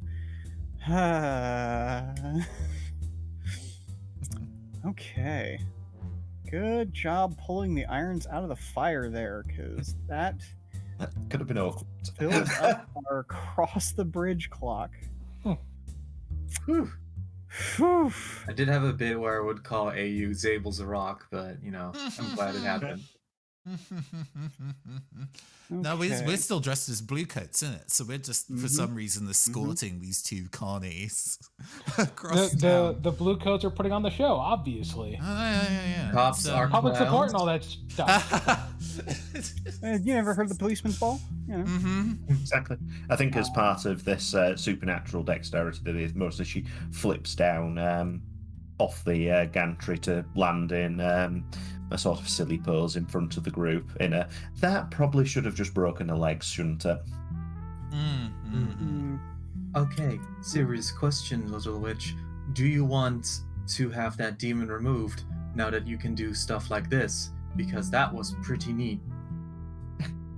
Never said I was going to remove it, says Dash, grinning to herself. What? It's just messier than I originally intended. Very good. Let's talk about that later. How to never let it go. Okay. And as you reach the end of the bridge, you pass through a sparsely populated section that seems to have been relegated to storage and waste before emerging onto the streets of your home district. The docks, however, provide no triumphant homecoming. They're ancient, going back to the days before the Cataclysm, when the area was a colony town of the old Scove Kingdom. Today, however, some of the commerce has shifted to the new electro rail lines of the Imperium, and the normally bustling cargo haulers, fishing boats, and prestigious Leviathan hunter ships sit silently. Tonight, things are eerily quiet. The creak of ropes and sea salt cured wood echoes in the mist. There is no one to be seen on these perpetually damp streets. Normally, these stalls would be filled with people. They're coming for the fresh catch of the day or trying to get things that just, fell off the boat. But now they stand empty. The alleyways loom like the whale maws of the deep, and curtains are drawn across unlit windows. And on that eerie note, I'm going to suggest that we go ahead and take our our 5-minute break. 5-minute break. Yeah. Good call. All right, party people. This is getting real tense. Things are about to get a little bit spicy. The darkest moment is before the dawn and all that. Why didn't we all go get up, take a stretch, go and rehydrate? And I'll see everyone back here in 5. Stay tuned. Okay. Sorry, OBS decided to have a moment when I transitioned between scenes, so that was less smooth than that would normally be. Sorry, but we're back. We're back. Hi, hello. That's just reflective of the stress of the current situation upon returning to your home district. Even though we're back in our old ends, we're back to the yard. Never has the streets looked more hostile. Sometimes You're not safe till you're in your bed. Then you're fine. Sometimes going home is the most stressful thing ever. Just look at Christmas. Yeah, returning home for Christmas is definitely this energy. Although I haven't had to kind of disguise myself as a carnival troupe member to get back home yet. If you've ever had to masquerade as a straight person, then hey! Fortunately, no. I came out to my family mad early and was just like, well, yeah. it's either this or I just stop appearing and, to be honest, test me. Watch me not appear to any of these anymore. I'm so tall and so strong. What? Try me.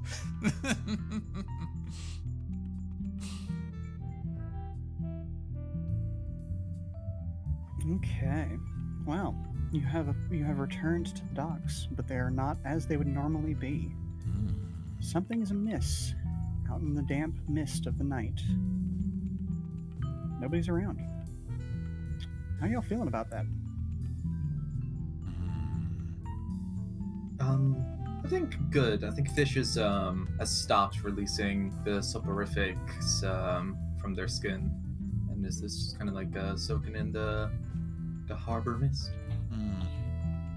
Question.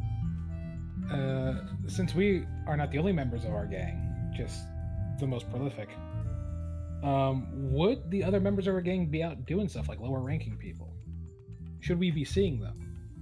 Theoretically, yeah. You should have caught sight of at least one person We have our near the end of this- bemasked waiter, who is usually kind of standing on call. Oh, you haven't reached the golden hour yet. yeah. Let me be clear about that. You have Mhm. just entered the district of the docks. You still have to get to the golden hour. Mm. But the that streets being- are empty yeah. and quiet. I see. Correct. Yeah, you'd normally have. Let me pull a name out of a hat. A younger member of the crew, just out on watch, just sitting on a stoop near the end of the bridge, by the name of Winnie McAndrew, who is not present right now, or at least is not in their assigned place. Boss will certainly. turn to AU and go, something's wrong. Telling me. Aren't even any of the lookouts out around here. Oh, shit. Wait, Something does this in mean... the air. Yeah. Does this mean that, before we sent out the broadcast to, go raid Coleridge, they hit up our neck of the woods first, and this is the after effects? Either way, Arthur kind of like removes the kind of like a blue coat police hat and then just kind of nonchalantly tosses it to the side. It seems like disguises are a little less important. If there's gonna be no one here, and if there is someone here, they probably know we're coming. Okay. Do you want to spend some time looking around, or are you gonna start sneaking your way home? Let's see. How direct do we want to be about this? Considering we've noticed that our general watch person isn't here, I would like to take a study of that part of the kind of bridge or that kind of like stairway in front of that building and checking for, Sure. signs of damage, signs of a scuffle. Okay. Yeah, go ahead and give me a study roll then. This is going to be still in a risky position, but Mhm. standard effect. Cool. We're keeping this uncomplicated. I'm just going to go for it. Huh. Huzzah. A Oh. 5. Okay. Mixed, but not a failure. Okay, so you're going to suffer a consequence. All right. Okay. So I'm going to keep this consequence a little close to the vest. But as you are looking over the area, you don't see too much of an effect. It doesn't look like there was a scuffle that broke out here necessarily. You head over to the stoop, kind of across the way from the end of the bridge, and this is leading up to a storage warehouse door that has a basement down below, where you can see just a little bit of light, like the flicker of a candle coming out from under the door that leads to the basement. But before you're able to go down and investigate, you hear the scramble of somebody in the distance, taking to a run. They're already out of sight by the time you look up. And it's hard to tell whether it was just somebody running for the sake of the thing or if it was somebody who recognized you. But you do have a light under the doorway right in front of you.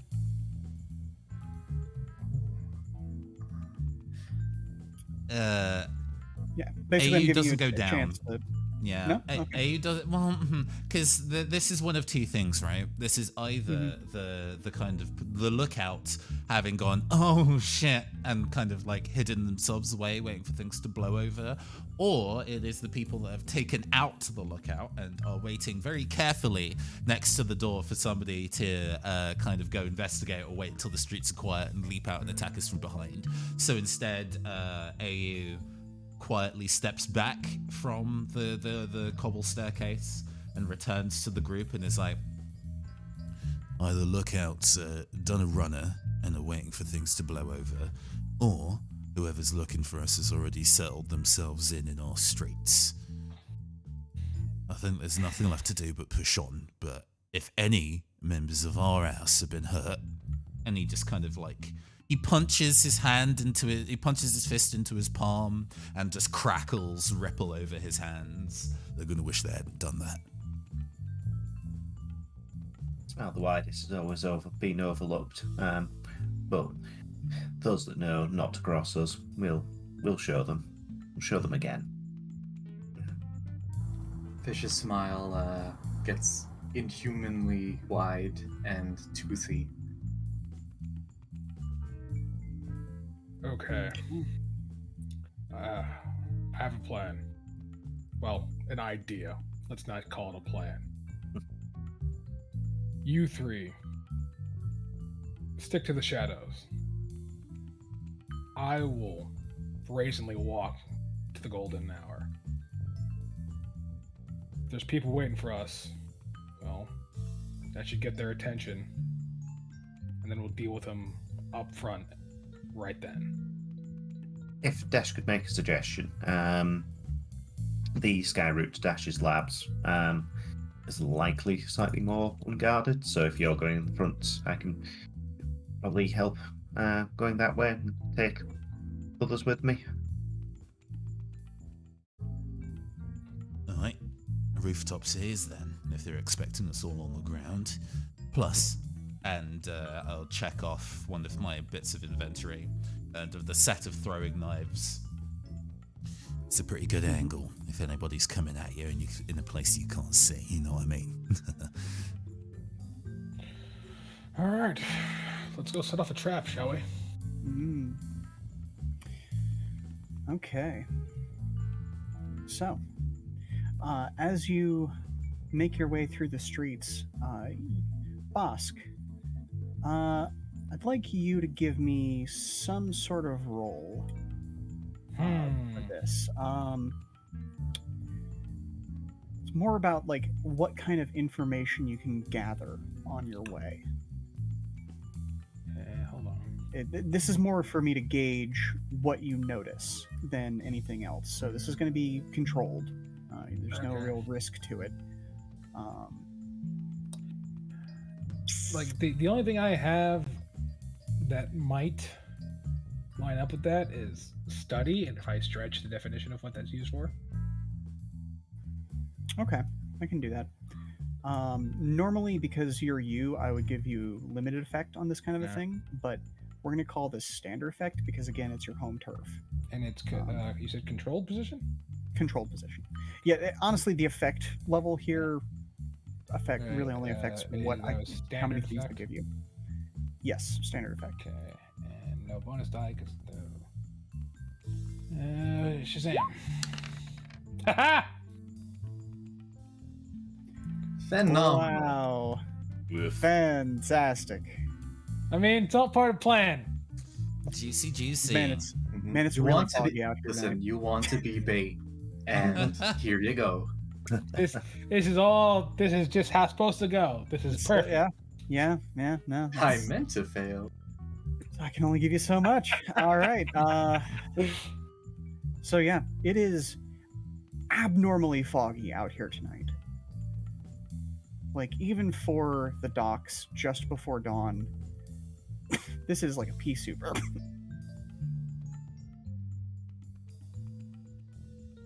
Excuse me while I die on my side.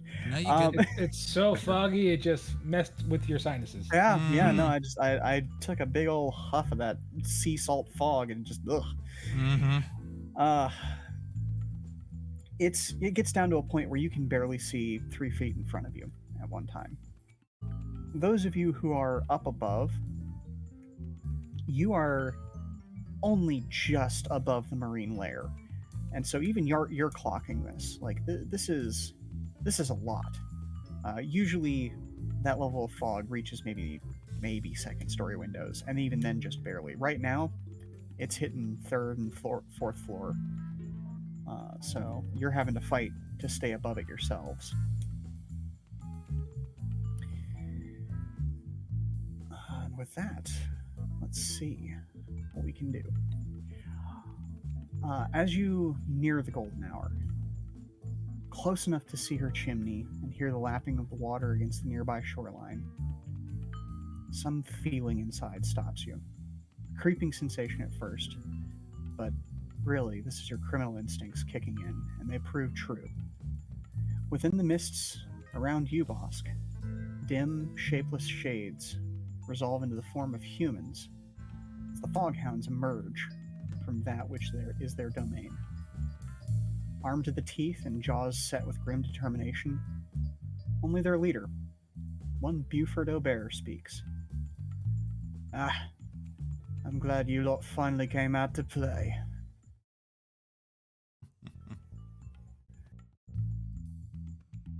Oh, why don't you just shut the hell up and get on with it, huh? As I can see it, this ends pretty much one way, Bosk. Boss would Yeah, like to you take look- his lantern and chuck it at his head. Oh, okay, we're just gonna go there, huh? Mm. All I right. was not kidding. Okay, let's do this then. Were this any other system, this is where I'd say roll for initiative, but No, it's just freeform Let's- chaos. let's upgrade this from the oops to the big oops music. Okay, so yeah, you're chucking it at his head. Why don't you tell me what kind of roll you want to do for that while I set up some clocks? I mean, this feels like just straight up skirmish. Yeah, sounds good. I need position from you. We are in a risky position. Sounds fair. I think I'm going to give you great effect because you didn't even let him monologue. So, I mean, come on, do we learn nothing from The Incredibles? Son of a bitch, you can't be one. Any bonus dice? no, I think that's the great effect. On Okay, this. that's unless fair. unless you want to modify this with stress or a devil's bargain. Something. No, I'm good. He says before rolling. I'm gonna help you. Oh, never mind. Oh. It's all good. It's all good. You rolled a 6 anyway. You're fine. Help? Who cares? Get out of here. Captain's got it. You got- Bosk is really good at chucking things at people's heads. This is what we've Mhm. learned. Okay, so this being what it is, I am going to make this a 12-tick die. A 12-tick clock. Okay, so you do it. Oh, I just had a thought. The fact that I have a harm, does that affect anything? It does. It reduces you by 1 effect level, I believe. Hmm. Yeah, So it's not so great. you, All right, you are at a standard effect then. Thank you for the reminder. Well, you know. You nail him with this lantern, and he actually does. Oh, really? We're just gonna get right into it, huh? All right, let's fucking go, guys. And there is the shink and click and tack and chain sound, rattle, rattle, rattle of various weapons being drawn by the goons around you, Vosk. And at this point, I think everybody else is now very much aware that there is something going on downstairs. Do you think we have to remain hidden? I don't even need to go down there to do what I need to do. And from the roof, Arthur has never tried this before. The storm within his body has only ever flung lightning, but this place is so thick with airborne moisture.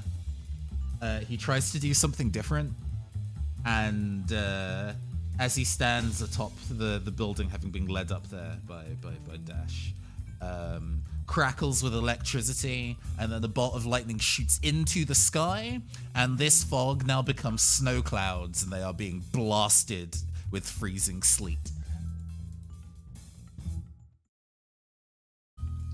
So I push myself to do this anyway. I guess it was probably a skirmish on my end, I think. Yeah, I'm gonna say so. Normally I would upgrade. Okay, so your risky position. Normally I would upgrade this from standard effect to great effect, because the thing that would be doing that upgrade is also obscuring your ability to sort of see what's going on and exactly where your targets are. I think that brings us back down to standard effect. Oh yeah, this is an AoE blizzard being cast here. Bosk might get hit if I roll low, but there's a lot more of them than there are of him. So do you want to modify that in any way, shape, or form? I won't push it because I've already pushed myself to make it a lightning attack, to make it a weather attack. I don't know if there's any teamwork that can be done here from y'all's end. I could,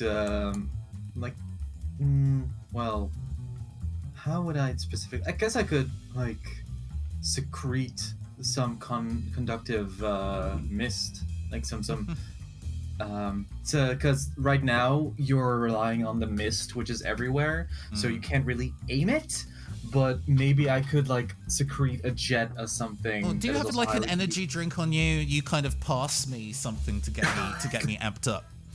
I was trying to get fewer people hooked on drugs, but absolutely, let's go. I mean, we casually dealing drugs as our job. Yeah. Fair enough. The other option is tap into some of that aquatic nature and electric eel, just to give them a little bit of an extra boost.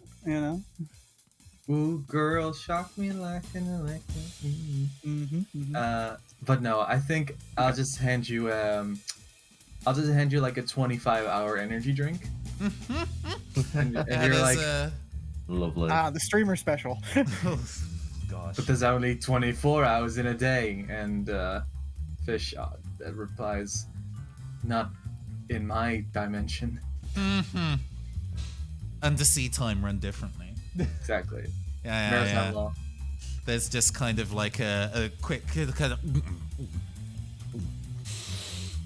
And then there's proper sparks going through his hair. It suspends the kind of the negative charge and static building up makes his hair float as there is just a large bolt of lightning that goes into the sky. Electro's power can't be contained. This is risky with, I guess, reduced effect. So this is going to be standard effect. Yeah. It would have gone up to great, but now it's gone back down to standard because you can't see crap. Plus 1 die. Mixed. Barely. Whoa. Barely. Okay, so you do it. Yeah, let's see. Let's add 2 ticks to the taking Buford down clock. The skies get way darker, and yes. the moisture that's sitting on their clothes and stuff, and the fog starts to crystallize over distressingly fast. I think that. Let's see. Yeah, we gotta do some more harm here, because this is extreme cold, and though you were prepared for some level of chill out tonight, Bosk, what with this being the docks and all, this is unseasonably cold. So I think that this would. And Dash has my jacket. Damn it! So normally this would be moderate harm, but I think that because of your nature, this is reduced to another lesser harm of just chilled. How's that sound? Processing. Hold on. Okay. Okay. That. Both of your Would level there- 1 harms filled up. Yes. Yes. But That's when we're supposed to get the lesser effect thing. So actually, you would have gotten an additional tick that last time. It's just that if you already have 2 things in harm level 1 and you try and take a third, it pushes it up a tier. Well, no, this would fill up. Gotcha. This is the second level 1 harm. So my question is, because I haven't filled up my load yet, would there be a way to sacrifice, say, some armor I picked up from the dress-up montage to help negate this? You can absolutely, in response, tick 2 points on armor and shrug this attack off. Yeah, absolutely. And you get to do it, once, maybe twice. I guess you can spend another 3 on the heavy armor, but Yeah. I don't you have to have a heavy load to start to get that? nope, anytime. It's just 2. It just takes up 2 points of your load. Yeah, as long as you know 3. Heavy armor is 3. So if Heavy you have armor three is 3, but slots, just for then regular yeah. armor, you can do 2. Yeah, Yeah. you'd have to have the 3 slots open for it. But we digress. You have in fact done the thing. So yeah, you although you gave up the coat, you were able to tank that and soak that just from the particularly thick woolen vest that was part of this uniform. Okay, awesome. So, who'd like to take an action next? I think that we're starting to see other, some of Buford's foghounds begin to shiver and shake, and you can see the frost kind of gathering on beards and in hair. They are confused, but not backing down. I think it might be a good one for Dash to step up at this point. Sort of the smile and breathe out as the cold air sort of mists her breath. Little minnows come so close to Dash's home. Let's see how much we can make you regret this. She'll reach into her pockets, and given I've not got a lot else to work with, she'll produce her arcane implements.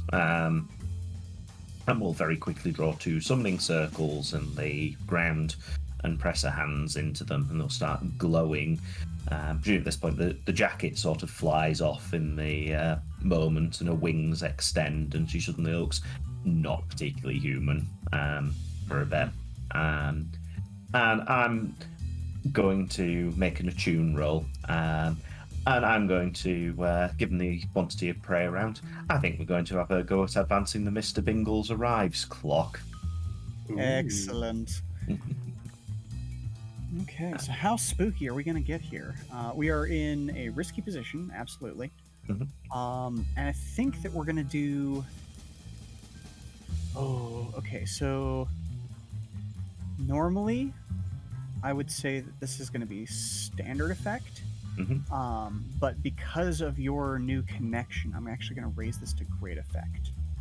So I don't know if this is possible just to go completely over the top, but Dash does have Demon's Voice, so she gains additional potency when communicating with the supernatural. Does this stack? So I don't think we've had an extreme effect yet, and I feel this might be a good... Well, that's what extreme exists for, if it stacks. This is the exact moment for an extreme effect, so okay. Okay. Should Dash push herself? I think Dash should push herself for this. Okay, all right. People are gonna die. Oh no. Risky, submit, extreme, fire. Oh, no, hang on. There should be a bonus dice in that. I've messed that up. Just roll a fortune die for 1. Fortune. All right, let's see what you get. You're currently floating. Hey! Thank my God. Thank God. Oh. Really put the wind up, everyone. Okay. Excuse me while I reshuffle some things on the backside here. How is this spell sort of looks oddly mechanical as the magic circles sort of rise, glowing out of the ground, and Dash grips them in her slightly clawed hands and suddenly like rotates them like she's unlocking something. It's like a key for every gate, and now it opens.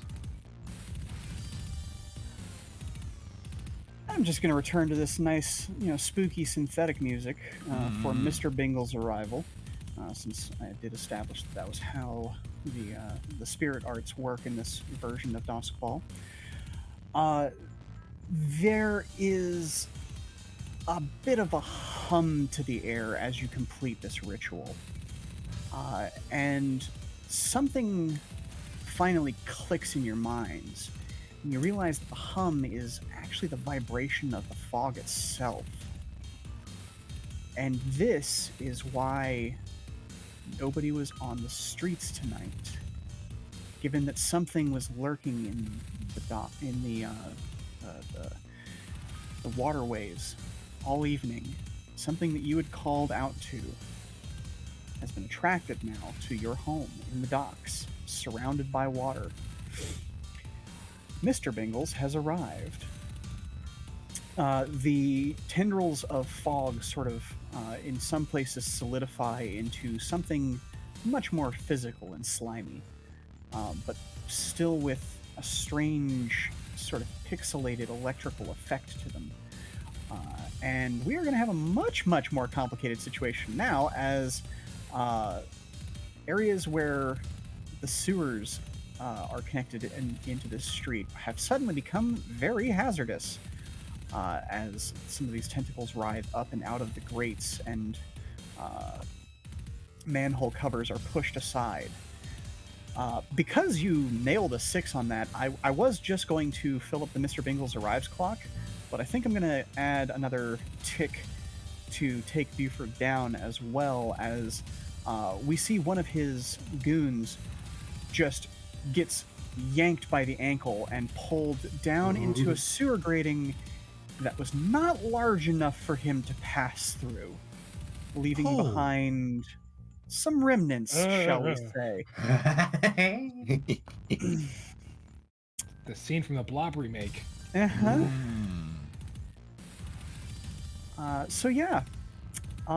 Who's up next? I think Fish hasn't gone yet. I haven't. My idea was also to summon Mr. Bingle. Your life's purpose snatched No, from I you. love it. No, this is great. I love it when I get allies out of like from teenage witches. I like that. Yeah, no. Upon seeing the arrival of Mr. Bingles, aka Binobulus the Great of the Void Sea, I just made that up. I think Fish is just gonna jump in. I think like just casting off the costume for less weight, more velocity, and just making a beeline for that beautiful fish. Okay. So, how are you doing? Like, what part of this is going to advance our clock, or would you like me to start a new clock for something else? Listen, I'm trying to, like, not to be crude, but I'd love to become sushi for Mr. Bingles, and whatever happens after that happens. There is a potential for a level 4 harm here, is what you're saying. Yeah. Okay. And Okay. you know, if I think Fish has played her part, and Mr. Bingles is now on the scene, and it's maybe time for him to play a part. Okay. I do think. Okay, I'm gonna need you to roll something for this. Yeah. I don't know what it should be. I'll leave that up to you for systemic reasons. I think this is going to be a desperate thing, because this is a weird one, and I don't know what level to set the effect at here. Because yeah, this is weird. What would you suggest? I think this is a this is a rec roll. Okay. Okay. Mhm. You check yourself and wreck yourself, I see. Okay. Exactly. Mhm. All right. So yeah, let's go with desperate. I'm gonna do a limited effect on the take Buford down clock, but we're gonna figure out some interesting stuff on the back end if you can get this as a success. Yeah, no, you know my motto: fake it until you unmake it. So yeah, I'd love to roll rec. So here's the thing: I'm sitting at 1 stress away from trauma, but I do want to push myself. Mhm. Yeah, sure. That would remove you from the scene anyway. So. Let's go. Rolling my rec. Controlled. Limited. Push myself for extra die. Oh no! And you still fail? No! Oh, my god! Just not appetizing enough, apparently. well, Oh. here's the I- thing. You suffer a serious complication on a roll of a 3 on a desperate thing. So I am going to have you mark XP. And this is going to put you in a weird situation because as I understand it, fish is semi-boneless anyway. Yes, Yeah. very, very mutable form, as it were. And I think you suffer a fate similar to that of the previously wrecked enemy crewman, and you are snatched and dragged down into the sewers. Um, Cool. Can I You're- have one final sentence before I'm mulched? Here's the thing: you're not mulched Oh. because you didn't succeed in trying to get mulched. Oh God. Failing forward. Success. Wait. Success win mindset. Here we go. Uh-huh. Entrepreneurial. Uh-huh. Unsuccessfully failed. So Sigma you have sushi grind set. yeah you have lost this situation, but you are now in a much stranger one. Yeah. Yeah. I'm Because you doing it are- for sashimi. Yeah, you are in the sewers that are mostly filled with Mr. Bengals at this point, and I think we will deal with the consequences of that when it runs back around to your turn. How about that? Sounds good. Can I Okay. say one thing? Sure, go for it. I think for narrative reasons, there is my voice can be amplified a little bit as I am dragged into the sewers, and you just hear fish. My time as the ambassador for humanity has ended, and my verdict is this: not enough. Interesting. All right. So, who's up next in this now Ye- very, very big fight? Yeah, Arthur saw Dash lose a solid 10% of her like human corporeal form.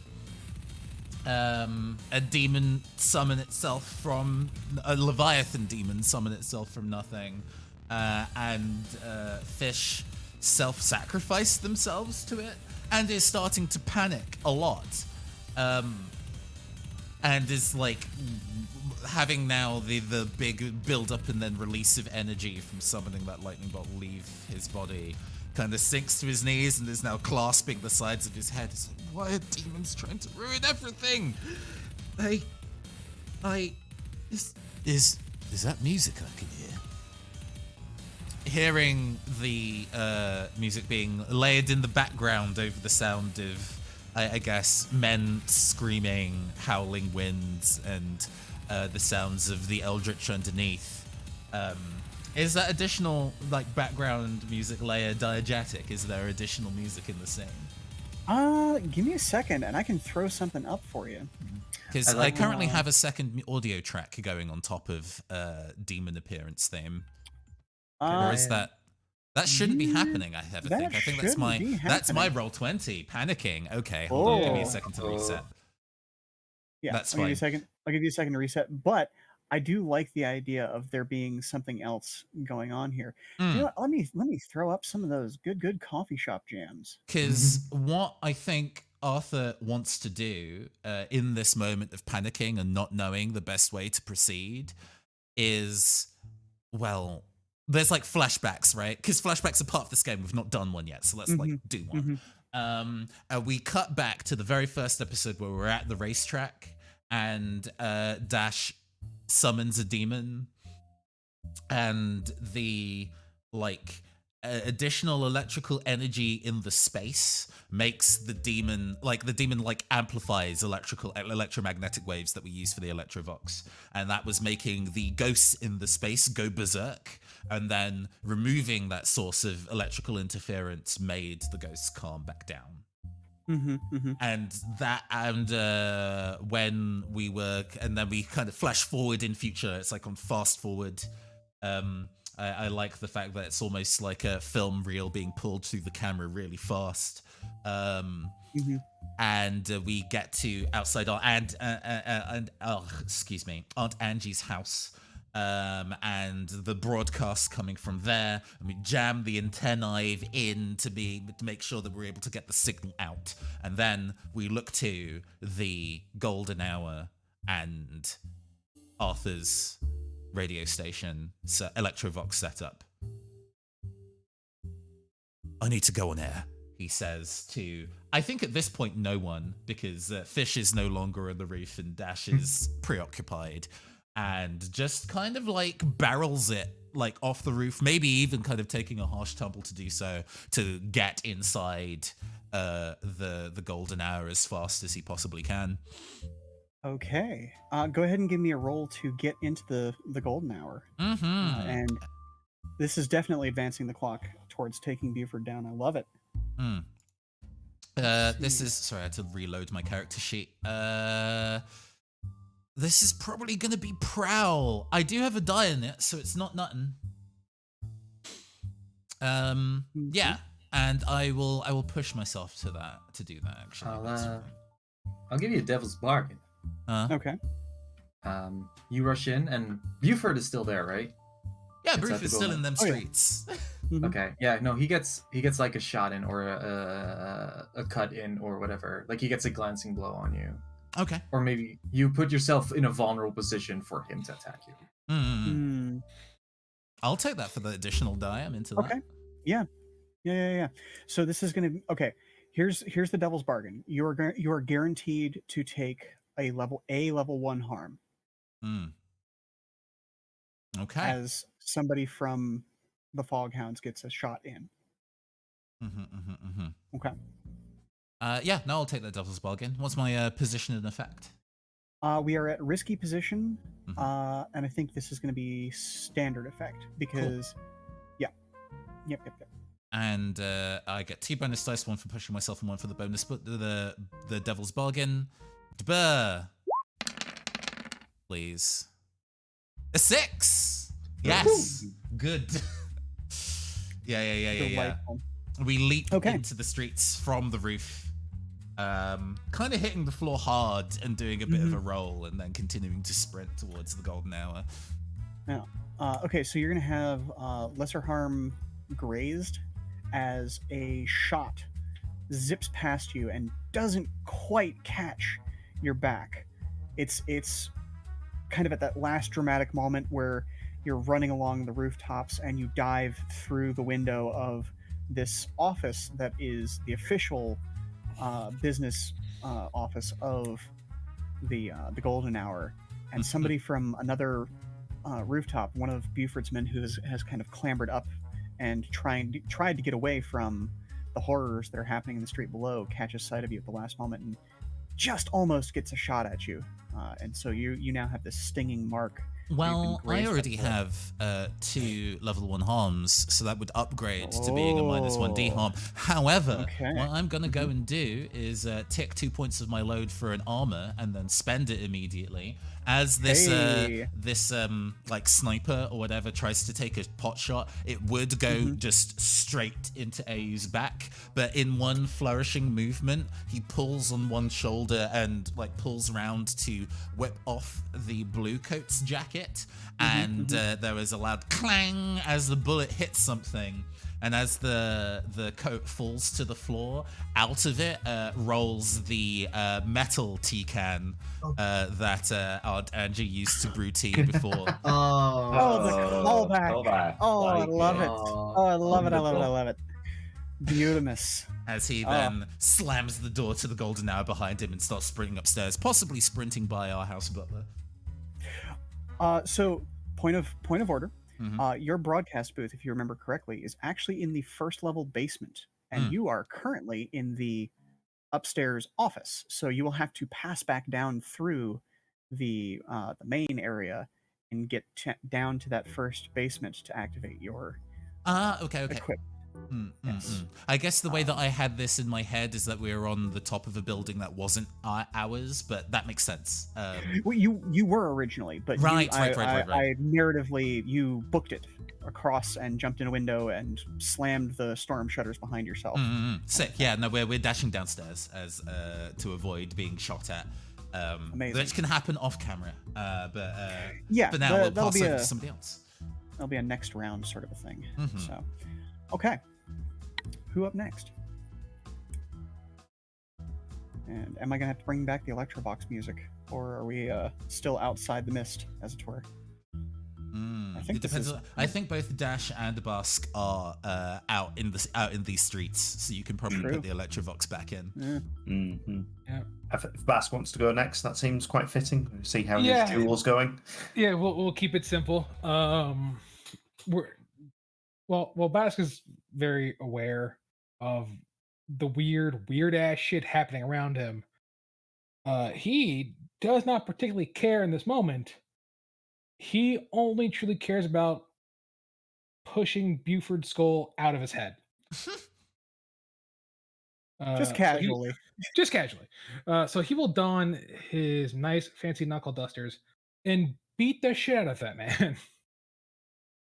I can dig it. Yes. Position. We are in a bad way here. I'm gonna go desperate. Cool. Standard effect.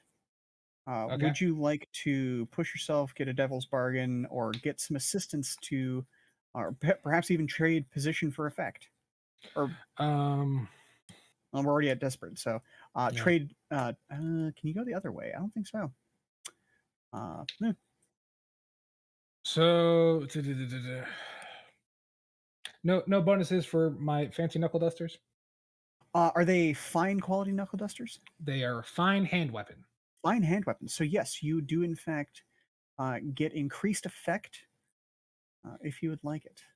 Yeah, I'll take that. Yeah.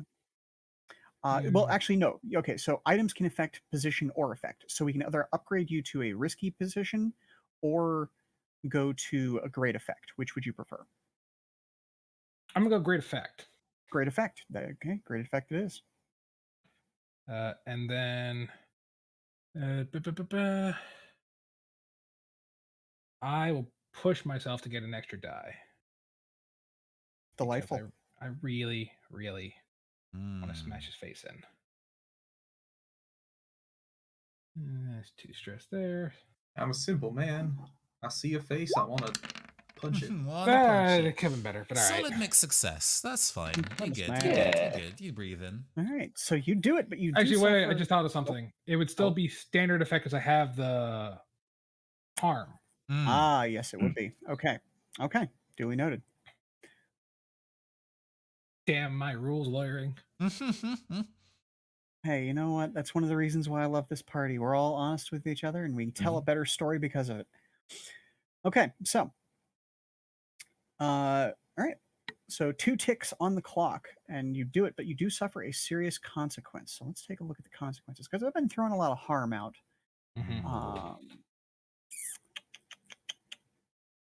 So we've got a simple clock in here. You know what? I'm going to actually reduce it by another effect level as a consequence. So I'm going to take one of those ticks away on the monster. Because I think as you go to swing, you also briefly get swatted by one of those flailing digital tentacles.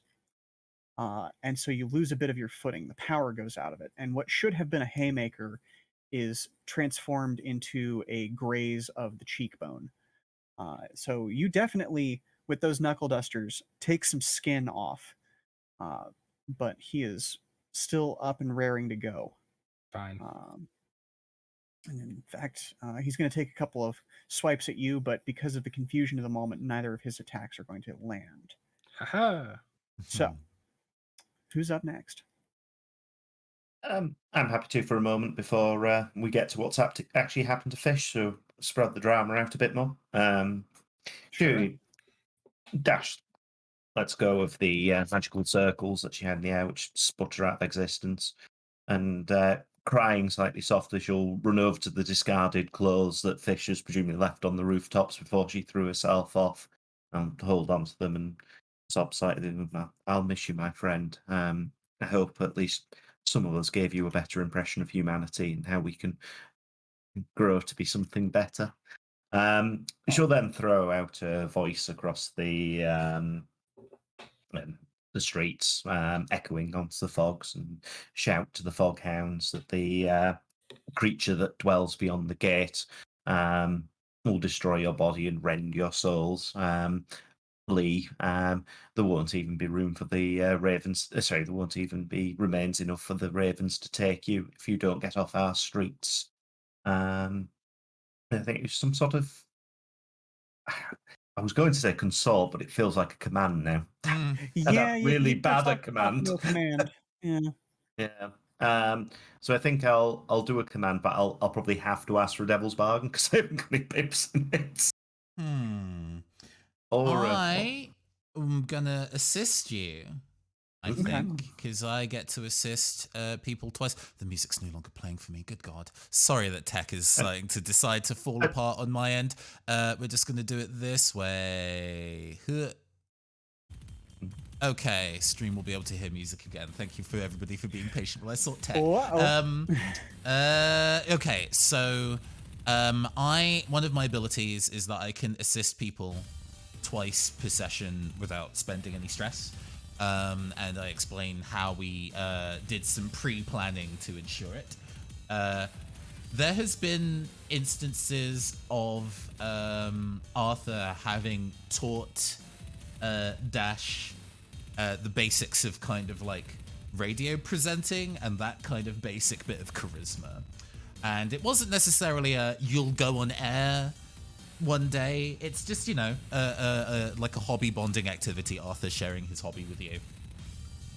And he's kind of given you previously an advice of like, you know, when you really need to make a point hit home, you put dramatic pause on either end. You go and get the air in the deep of your gut and you say it calmly and smoothly. So you remember that piece of advice that you've been given in the past by Arthur.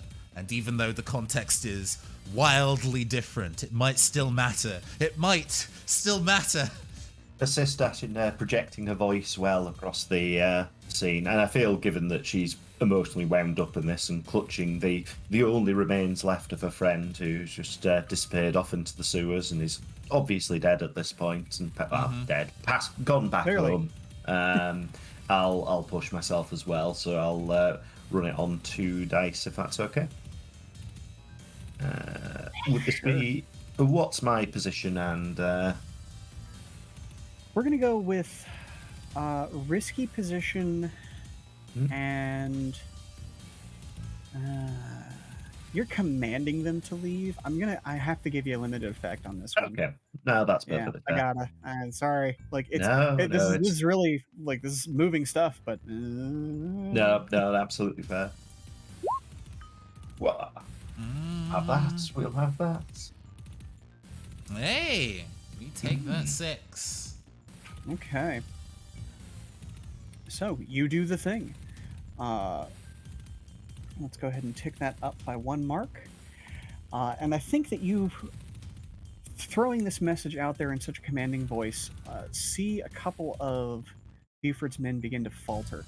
Their situation is not good.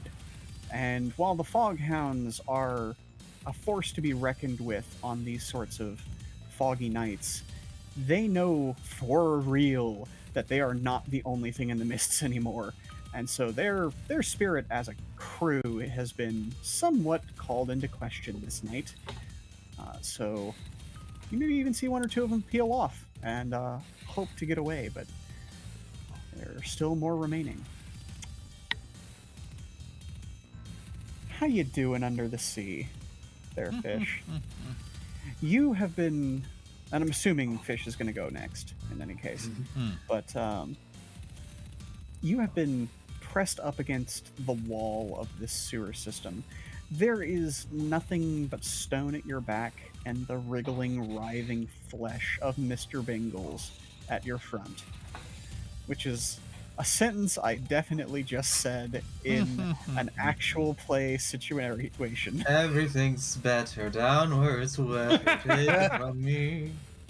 Quick, stop before we get copyrighted. Yeah, this is a very sticky, slimy, gross situation. Even from your point of view, this is less than optimal, shall we say. So what are we going to do about it? Well, first off, Fish thinks to themselves, Man, this sucks. I'd hoped to be welcomed back, but it seems my time with the humans has marked me as untasty. Am I really that undelicious, Mr. Bingles? Am I really that disgusting to you? Or is it perhaps that I have grown fond of these people, of this smile, of this group which makes me smile the widest? Much to think about.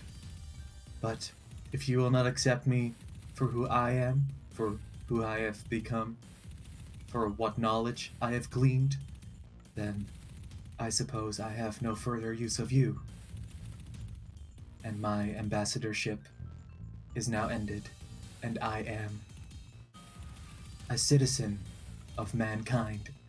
And I want to start chomping down into Mr. Bingles. Oh. If the god will not eat you, you shall eat the god. I like this. This is interesting. Let's do it. This is a roller coaster ride of emotion. Yeah. Risky business. Risky business. Let's go. I feel like I have to start a new clock because we have Mr. Bingles arrives. And I think we're going to go with Mr. Bingles is finished. Bon appetit.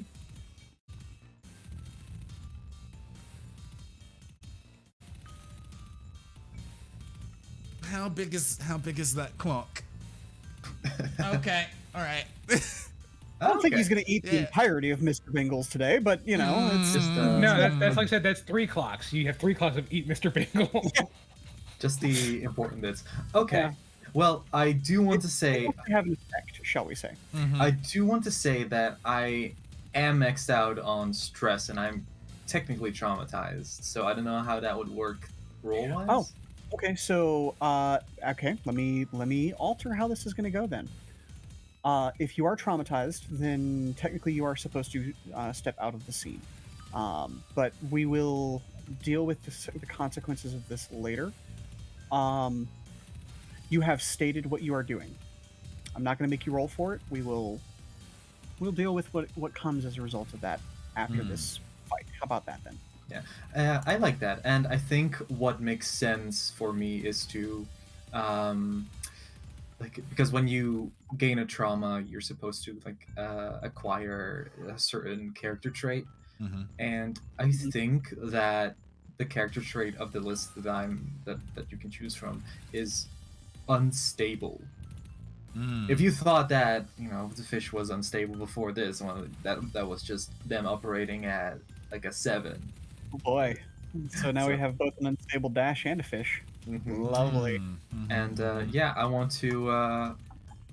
I don't know how well I'd understand the anatomy of Mr. Bingles, but I just want to start chowing down until I get to the important parts. Okay. I may alter which trauma you have, or I may offer you an opportunity later because I have an idea for a post-game scene in mind. Okay. Or I should say post-situation scene. But we'll come to that as we do. Sounds good. Okay. So, I guess that leaves us with Mr. AU for this round. Okay, so we get kind of like the door slams behind AU to the Electrovox booth. And Arthur immediately goes over to the kind of like rack of records. There's a number. There are not many yet because that newfangled jazz is still trying to cement itself in modern society and it's corrupting the youths of today and so on and so forth.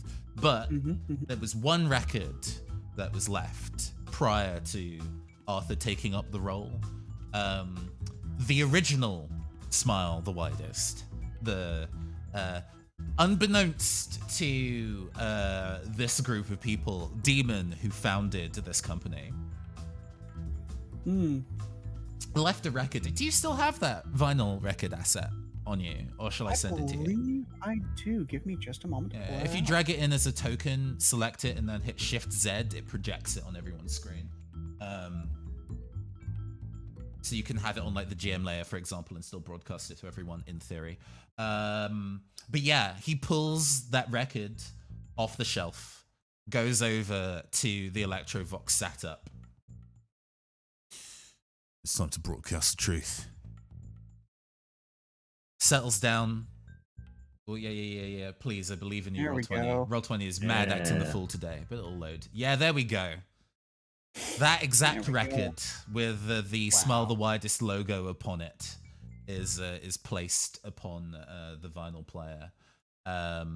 As we see Arthur in quick cuts sit down, put on headphones, adjust and compose himself. I'm gonna go and tick find cover identity and find bottle of whiskey. Love it. Okay. Good evening, ladies and gentlemen. This is another episode of The Golden Word. I'm your host, Arthur Uxley. The Electrovox is something that's very powerful. It spreads messages across the land, helps people know what's going on in these mean, bad streets out there. But it also has a secondary effect. The things that go bump in the night, the things that you fear out there, they're a fan of the Electrovox too, but in a different way. They get the vibes. They get the vibes all the way down, and there's a couple of special someones out there that are going to appreciate this number. I bring to you the original Smile. And we put the needle on the record, and I don't know what I'm going to have to roll here for demon control via radio, but I'm going to do my fucking best. Okay. Hell yeah. I'm gonna make a suggestion that it be a tune, but I could also see it being command, because you definitely did just do a very commanding broadcast there. I have points in neither. I like the theming of it being command more than it being a tune, because he's not a magical person inherently. Okay. So you did crack 2 fine items, allowing you to increase your position and or effect twice. Let's see. We're at a risky position. I'm going to increase the effect twice. Okay. Yeah. Which just means it's great because I have reduced effect being... Sure. Yeah. Yeah, we would have started at a standard effect. You've been reduced to limited, so we're up to a great effect. So risky great then. Could I offer a potential flashback scene, almost because it's quite fitting in the way that we've just how Arthur assisted Dash as similar how Arthur had taught Dash about how to speak and project and command. There'll be a similar one where an overexcited Dash has dragged Arthur up to her lab, and she's pouring through this book that she's just stolen in an overexcitable way, and it's all about the commanding and summoning of various electrical demons that were like the one that was affiliated to Arthur, and showing diagrams and various eldritch chants, and probably going in a very overexcited way and overtelling it, but perhaps a bit of that sunk in.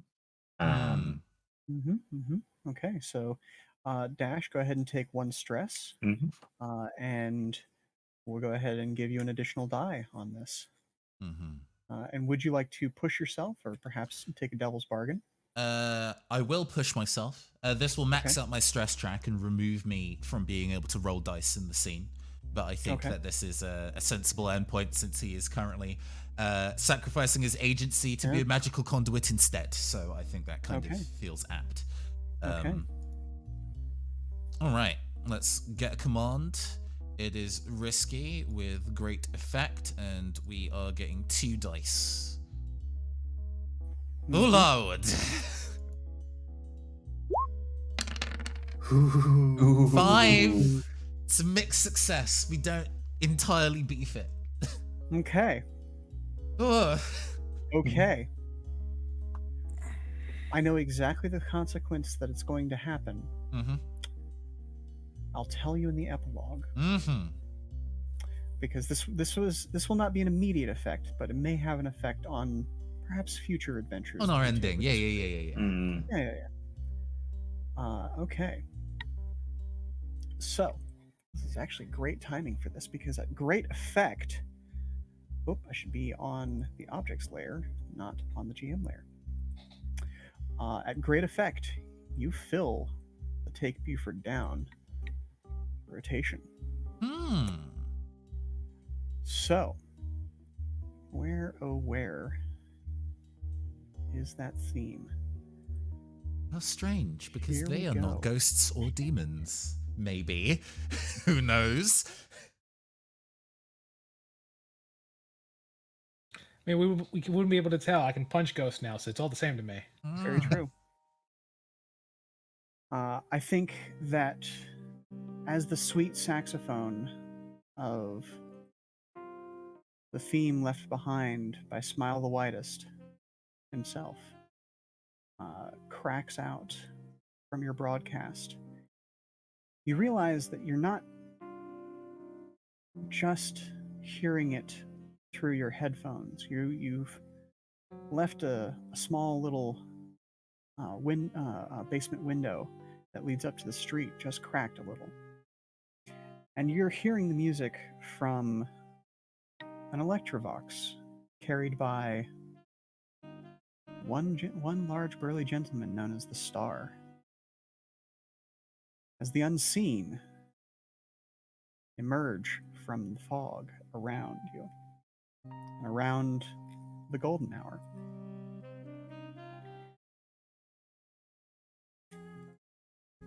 Due to effects unseen by everyone else,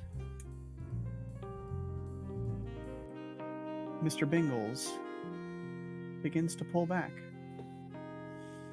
just as the unseen arrive.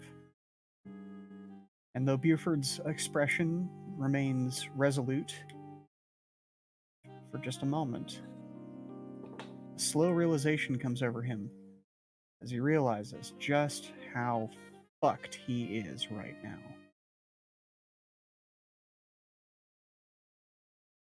He looks back and forth between you, Bosk, and the Star there and says, "What are you waiting for? You gonna do it or you're not gonna do it?" And he'll take a couple of jabs at you, but they're almost more begging than anything else. He wants to die because he knows that the other option is much, much worse.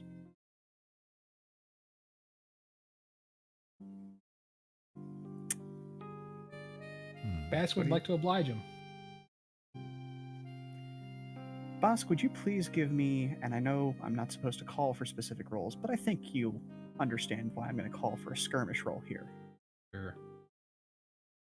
Given the situation, we're going to call this controlled, and the effect level doesn't really matter. I'm just trying to see if you succeed. Okay. We'll call it standard.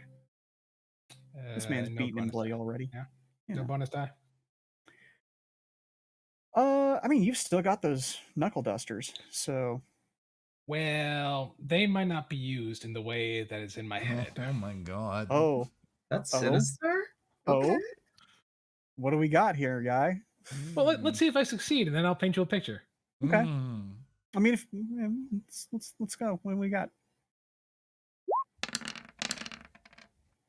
Oh, it's not a clean kill, not a mixed success. Okay, this actually works out even better then. So, here's what I had in my head. Okay. We're going to cut back to before we got here, back to Aunt Angie's. And you know the gun that was planted on Bask? He didn't leave it. Okay. So while Buford goes to pitifully egg on Bask, Mm-hmm. Bask will take him down to the ground, pull out said gun, put it to his head, and just tell him, I had hope, and you took it away from me. Fuck you, and shoot him. Nice. I love it. And because he's not a gun guy, and because it's so close to the ground, he probably fucks up his other hand.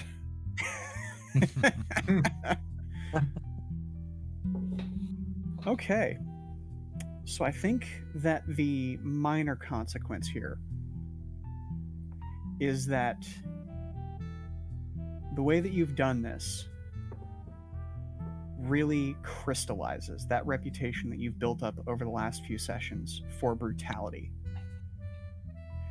And whether you actually pick up the vicious trauma at any point in your future, the cold trauma, anything like that, you will be known for these kinds of acts amongst the criminal underworld. And so that's going to affect how people deal with you in the future. That makes sense to you? Makes 100% sense to me. Yeah. Okay. Draco, I have an idea Mhm. for a little scene because you mentioned that Mr. Bingles was retreating. Mhm. Can I surmise that I've successfully bitten my way through the center? Or at I least got. think that you have chewed your way through enough of Mr. Bingles to almost prove that you are enough of a predator still to stay. You have not been, how should we say, made impure. Soft by humanity. Yes, you have not been made soft by the humans. Yeah. And there are going to be further consequences to this, but I want to see what you have to say.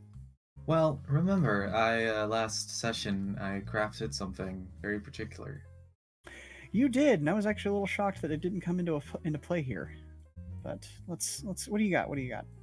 Well, now that he's retreating and returning to the ocean, I think I'm not gonna allow that, and instead, use my mind control bullet on Mr. Bingle's cerebral cortexes, and just basically acquire the worst weapon for Smile the Widest. Oh. Oh, and see, this is very interesting because, and you may not remember this, but I said that there would be an unforeseen consequence to the usage of this bullet. Oh God, I remember this. Oh God.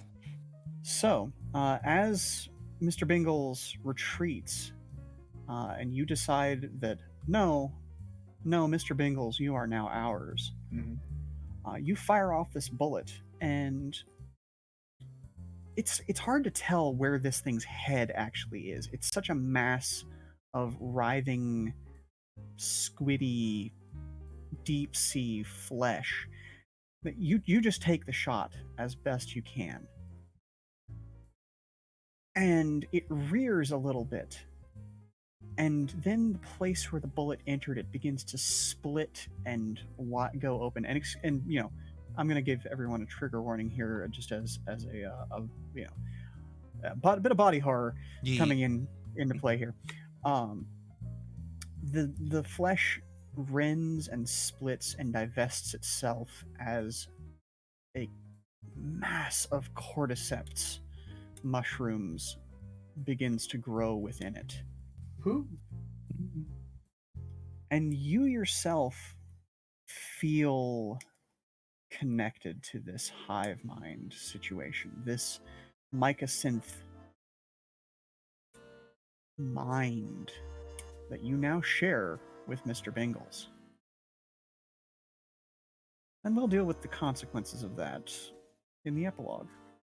I think before it fades out, you just see Fish just kind of like make a weird soft tissue bed for himself, and just Gross.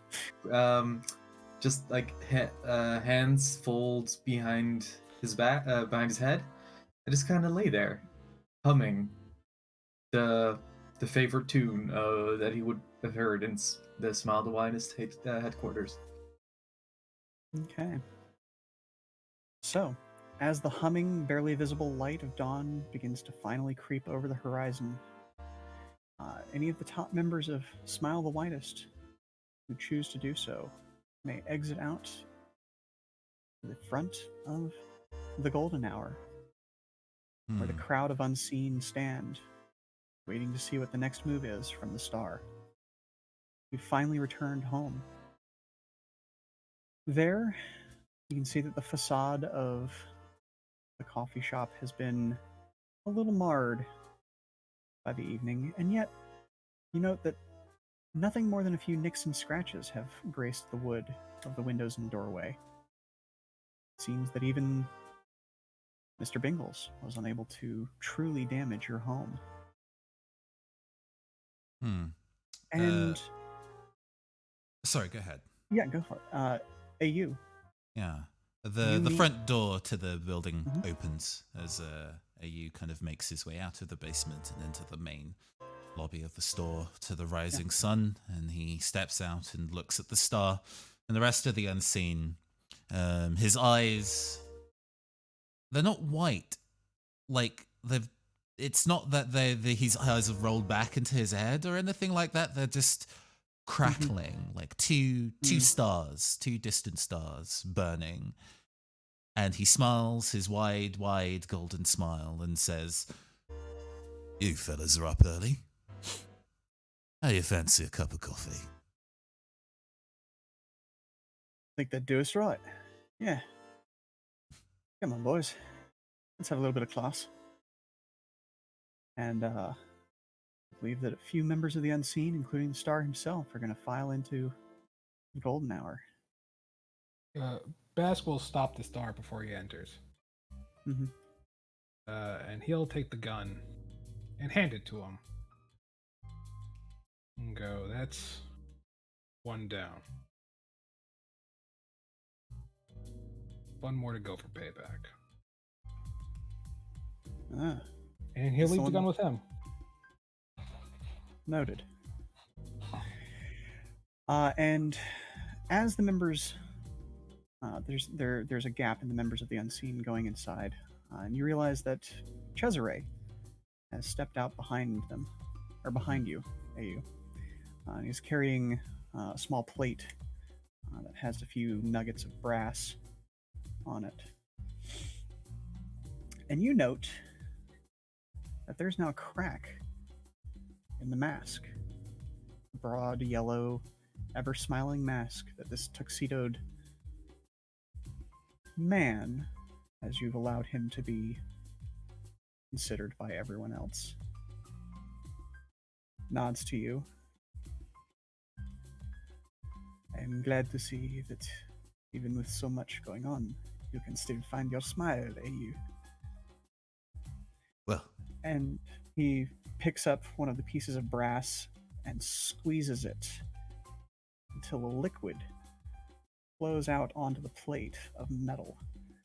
And he just begins using a, what do they call, the putty knife, to brush the liquid brass over the scratches and dents in the wood. Well, I just thought, demonology is such a large part of my life, I can only run away from it for so long. If it means the difference between us keeping Smile the Widest open and my employees safe, or being torn apart by bad actors and other companies, I gotta do what I need to do.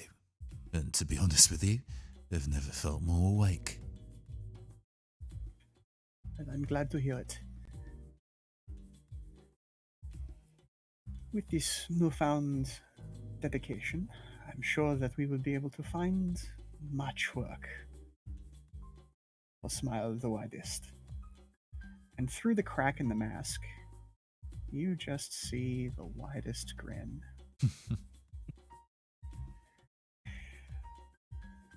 And unless anybody else has something that they want to add as an epilogue, that's what I've got. We can check in with all of our characters individually, of course. The post credits roll. Always enjoy those. Yeah. So in the wake of this, I think that Smile the Widest gains quite the reputation, and we'll deal with the mechanical consequences of that behind the scenes. But hey, you, with this new connection to Aunt Angie, your radio show your Electrovox show even, is doing better than ever. Your live audiences begin to get larger, and your live bands are booked months in advance. And what would you like to add to that story? Yeah, we tune into one of the later Electrovox broadcasts. This is the Golden Word in the Morning. I am once again your host, Arthur Uxley. The weather report for today will be a light rain over the Coleridge district and sunny skies in the this would help if I remembered the names of the various districts. And sunny and pleasantly sunny skies in the afternoon of downtown. If you want to go and enjoy the sun with us, we do have the hottest new free jazz band, Purple Depths, appearing at the Golden Hour Cafe at 8 p.m, running till late until the morning. If you need an invite, well then, you know who to talk to. But until next time, keep that smile wide, baby. Let's go with Fish next. How about that? Fish, in the time since that fateful day where you finally met Mr. Bingles, you've made a connection with this eldritch horror. And that connection runs two ways. Where before your form was mutable at best of times, you now note that you're able to take much more specific forms. You're able to blend even better than you ever had been before. But that there is always something about you that remains. And something that remains in such a way that it is unsettling for others. There is now no true way to hide what you are, whereas before you could kind of get away with it. Now you can both be more in the light, but never truly be masked anymore. And what would you like to add to that? I would like to add that sitting in, or at least like in a lab, working on the next batch of product to administer to the most well-willing and the well-to-do citizens of Duskfall is Fish. And next to their station is a small black cat that they named Whiskers, that they decided to adopt in the second session. And in their head, they hear, "You should totally pet the cat now.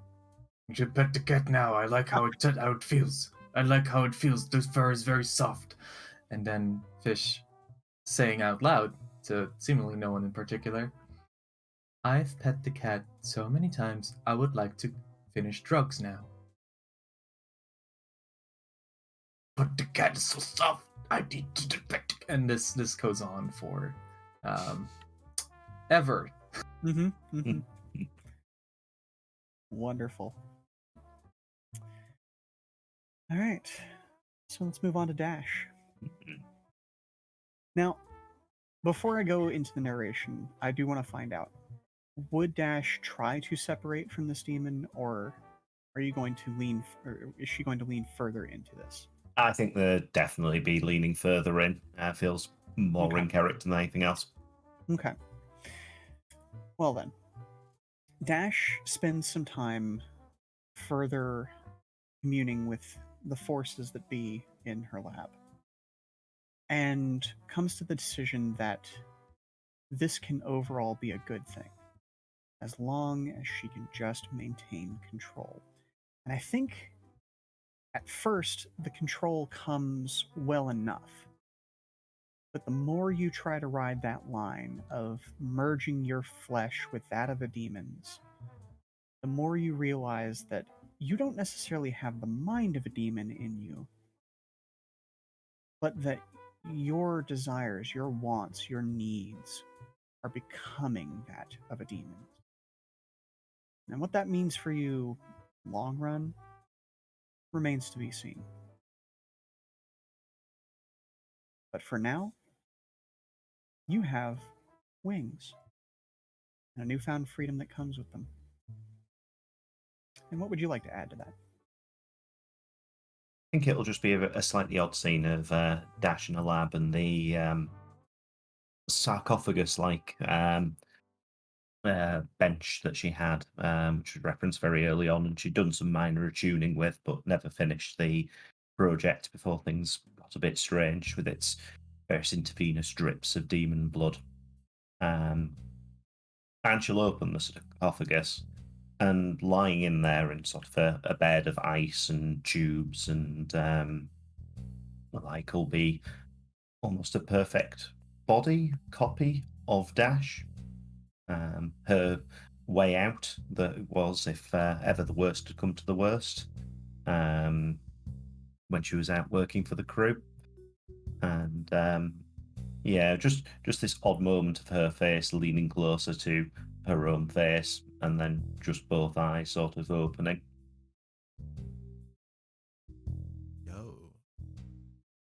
Yo. Neat. And Bosk. I like to think that for a time, at least for a time, Bosk might even enjoy the newfound respect that others in the community give him. But I think that it starts to sink in that now you won't necessarily be able to keep your head down. You won't be able to just be the goon in the back. You've got a reputation, an individual reputation, not just something that comes with the crew that you're a part of. But people know you and how you roll.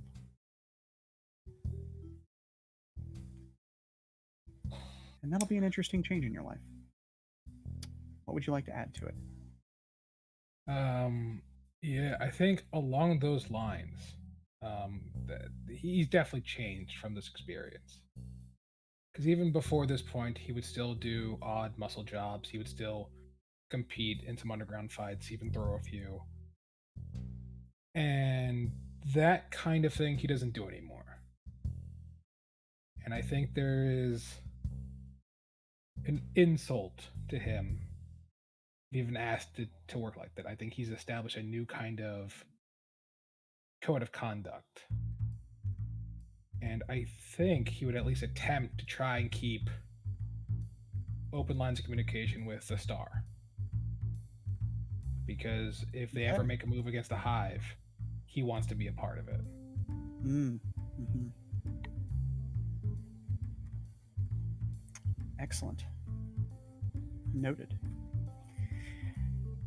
And with that, I think I'm going to leave our characters on a cinematically appropriate moment where you're enjoying dinner one evening, we're getting ready to do a bit of night work, and Cesare approaches. Clean tuxedo, tailcoat, crisp white gloves as always. But now still with the cracked mask. It's patched up. A little bit of brass squeezed into what was about to shatter. But making that smile just ever slightly more wide. And he sets the familiar leather-bound notebook on the table in front of you and says, "We have a job, gentlemen, ladies. Get to it." And I think that's where we're going to wrap up. Yeah. Escape to the Void Sea. Just to do some credits before we really boil down. Pull over to wait screen, and then we can do that. Comments and kudos. Okay, marvelous. Ooh, that was good. Oh, fantastic. Thank you very much, all of my wonderful players, for being a part of this with me. I know we were delayed in our start due to various life things happening, but this turned out better than I could have ever imagined. So I want to give credit where credit is due to everyone who came along with me for this adventure. Mm-hmm. I would also like to say thank you to the illustrious Nathan Blades, who made all of our character art and the divine splash image for this campaign. Aw, thank you. Thank you very much. Amazing, amazing, amazing work. Again, I'd like to say thank you to the team at Evil Hat Productions, who made both this game's system, Blades in the Dark, and all of the other assets we used to actually play the game, other than the art assets created by Nathan. And finally, all of the music used for this campaign was made by Kevin MacLeod and provided via Incomptech under a Creative Commons license. You should check them out. If you've already been using Roll20, you know what I mean. It's great stuff, and I could not have done this without it. No, that's all my credits. That's all I got to throw out there. So, let's schwitz about this. Oh my god, that was fun. Oh, yes, ruled. Thank you so much. Shall we do comments and kudos? Because I wasn't able to do it last time. I was very sad because it's a thing that I enjoy doing as part of the proceedings of tabletop. So for those who don't know in the chat, so stay on the line. We're gonna go and do a little bit of debriefing before we raid somebody and move on. Yeah, that kind of energy. So at the end of the sessions that we run on this channel, and in general the stuff that I do, I really like to have a moment where we all go around the table and say one rad thing another player did, maybe rad things the GM did, what we might be excited to see if we were ever doing something of this energy in the future, that kind of stuff. If I may go first, I don't know if there was any discussion between them in terms of kind of like their aims on kind of hitting plot beats and things like that, but I was very impressed at how naturally the bits and pieces that Tom and Ruben did to get their characters Dash and Fish to push along the story of Mr. Bingles appearing and disappearing. That all came together quite naturally, I think. I don't know whether you necessarily discussed off air where you wanted to go with it or not. Naturally being crap gremlins, I think, for chaos. But no, that came together real nice. The fact that I even though I professionally appear on a tabletop RPG podcast that is very silly, I am not very good at being silly. I'm usually more of the straight man when it comes to kind of like a circumstance. So when it was kind of like, no, it's just called Mr. Bingles now, part of me was like, oh no. But I think we landed that in a way where it's kind of like, no, this is an eldritch being and it's a problem. Yep. Like we can call it a silly name, but we've got to kind of treat the presence of it as being a genuine threat. And I think we do that. Human names don't matter to things bigger than us. So there's a sinisterness to not being able to adequately describe the true nature of things, so you have to resort to comedy, which is a defense mechanism. But like you say you're not good at silly things, but you handled that circuses in town scene very well. I think genuinely doing stuff with Skyjacks has made me better at being able to jump on the wagon when a bit is occurring. The little synapses in my brain are like, it's a bit, right? This is a way that we can make it better. Let's go. Yes, and this mofo. But yeah. No, my kudos goes to you and Tom for being able to kind of like get that going in tandem with each other. I dig that shit. I might have to chip in though. I think for me, probably my kudos has to go for. I won't say it was the end of Bask's arc, but the great of him finally like standing toe to toe with the person responsible for ruining what could have been like the nice changing point in his life, and then the putting him down at the end. It was just very well done, and just generally a great character moment. Oh, shucks. Thanks. I thought of that last session, I think, and definitely like I was glad I got the opportunity to pull it off. Although I will say, bouncing off of what Nathan said, Fish's swan dive. I fucking love that. Thank you. Yeah.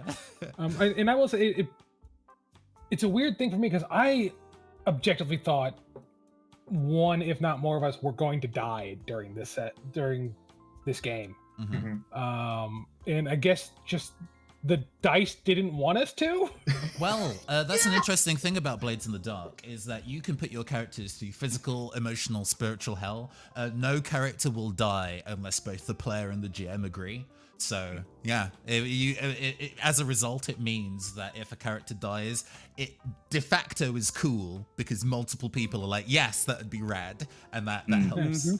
I have never been in a situation where I, as the GM, had to be like, "Well, you failed the roll and didn't die as a you failed to die. How did you do that?" I was like, okay, so Captain just put the antecedent down there. You know, when they were like, when you were like, yeah, I'm a distraction. Let me roll this. Okay, it's a 1, but that's what I wanted though. I was like, let's go.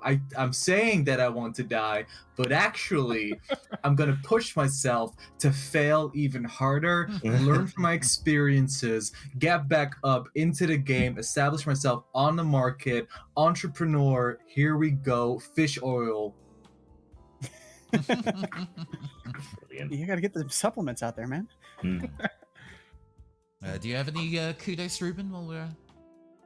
I was going to give my kudos to Tom because I just like took the wind out of my sails summoning Mr. Bingles before I could do that. And I love that. I love it when, you know, I am as a player, I am definitely someone who pursues cinematically cool moments and also that make the narrative a little funkier.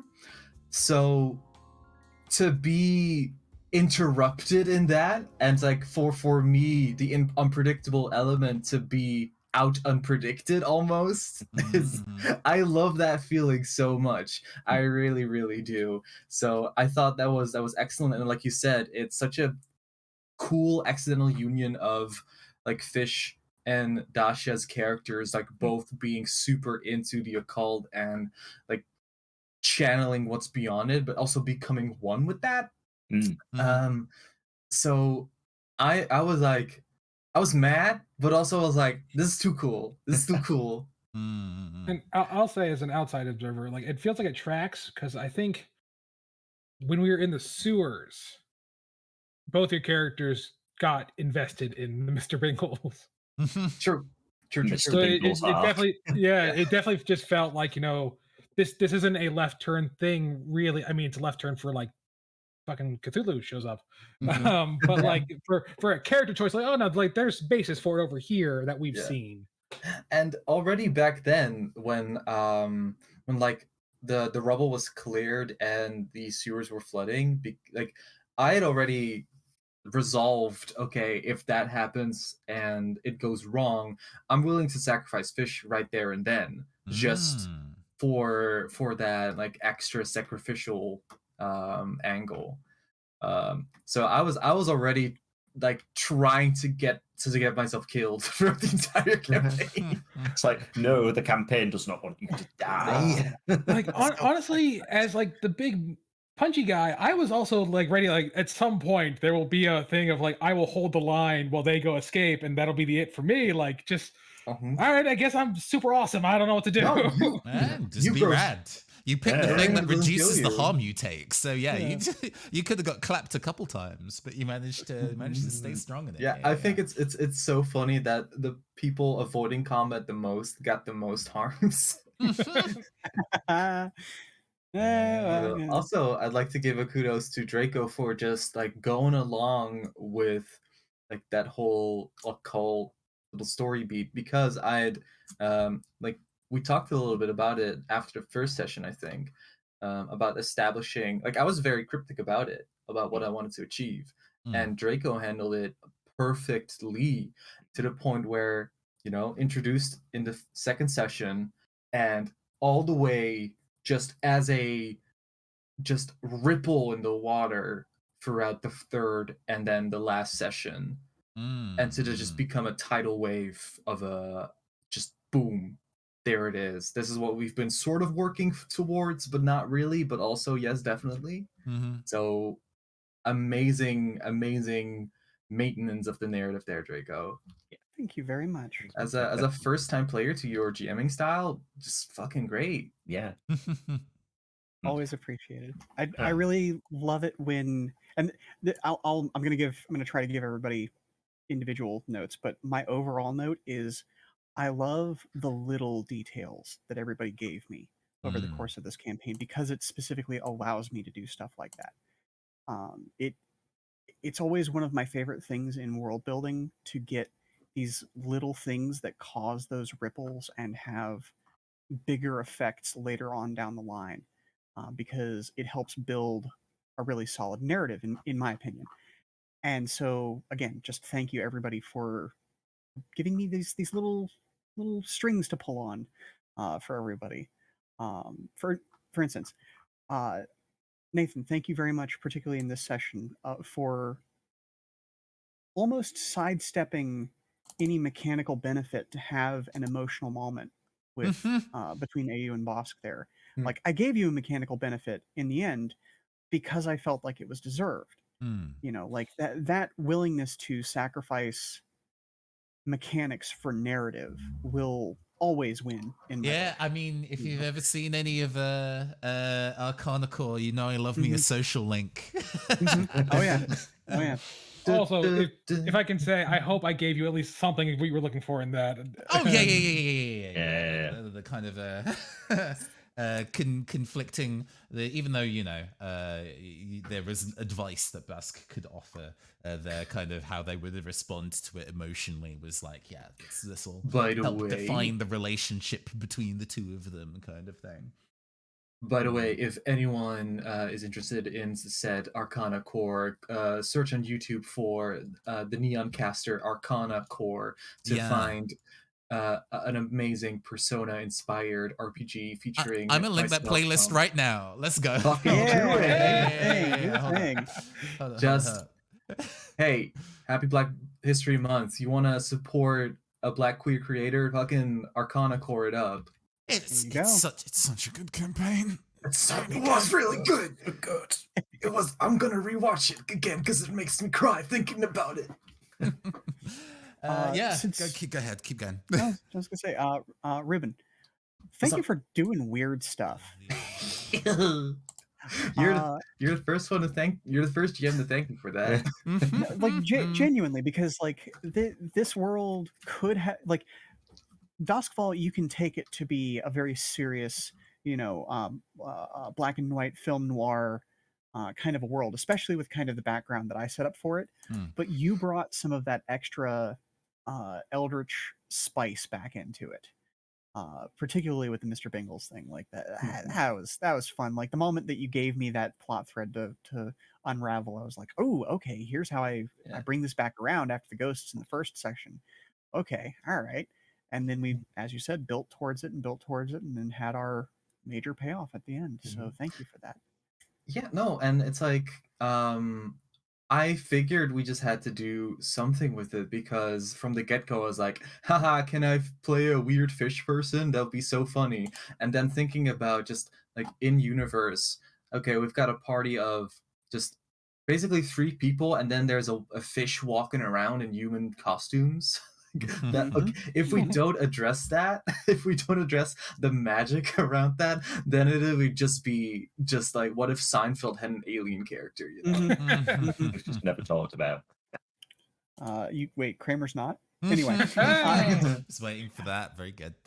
Yep.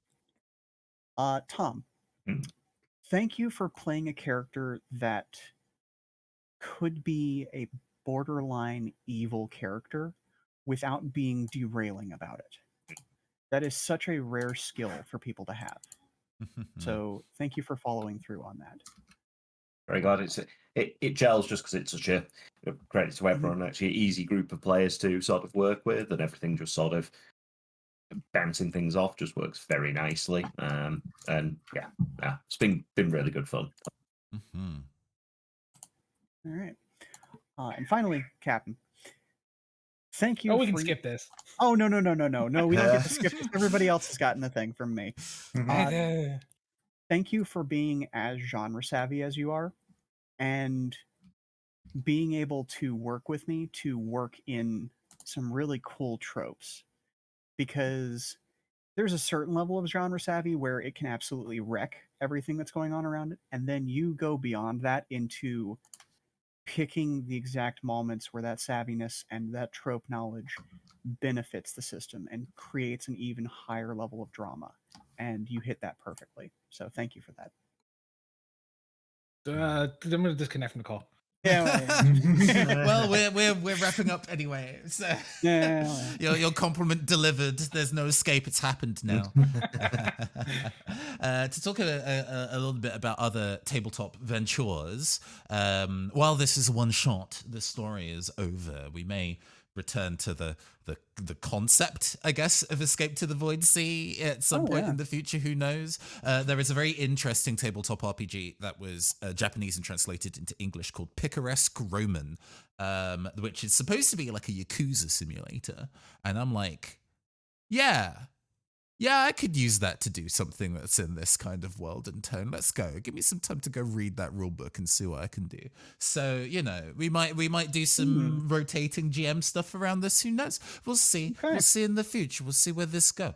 In terms of other tabletop stuff, in the last week of February, we have 2 tabletop streams going. On Tuesday the 22nd, we will be doing a one-shot of my spicy new tabletop RPG, Ballad of Conjurers, a rules light game designed to imitate what I call adventure opera of early 2000s JRPGs, your Golden Suns, your Skies of Acadia, that kind of energy. I've just got all the applications in for performers for that, so there'll be that's got an iron in the fire. And then on the last Saturday, which is the 26th, I haven't started casting for it yet, but I am preparing to do an all VTuber session of Agents of Hue, which is the very first tabletop RPG that I ever wrote. And the best way for me to describe it is Totally Spies meets Austin Powers.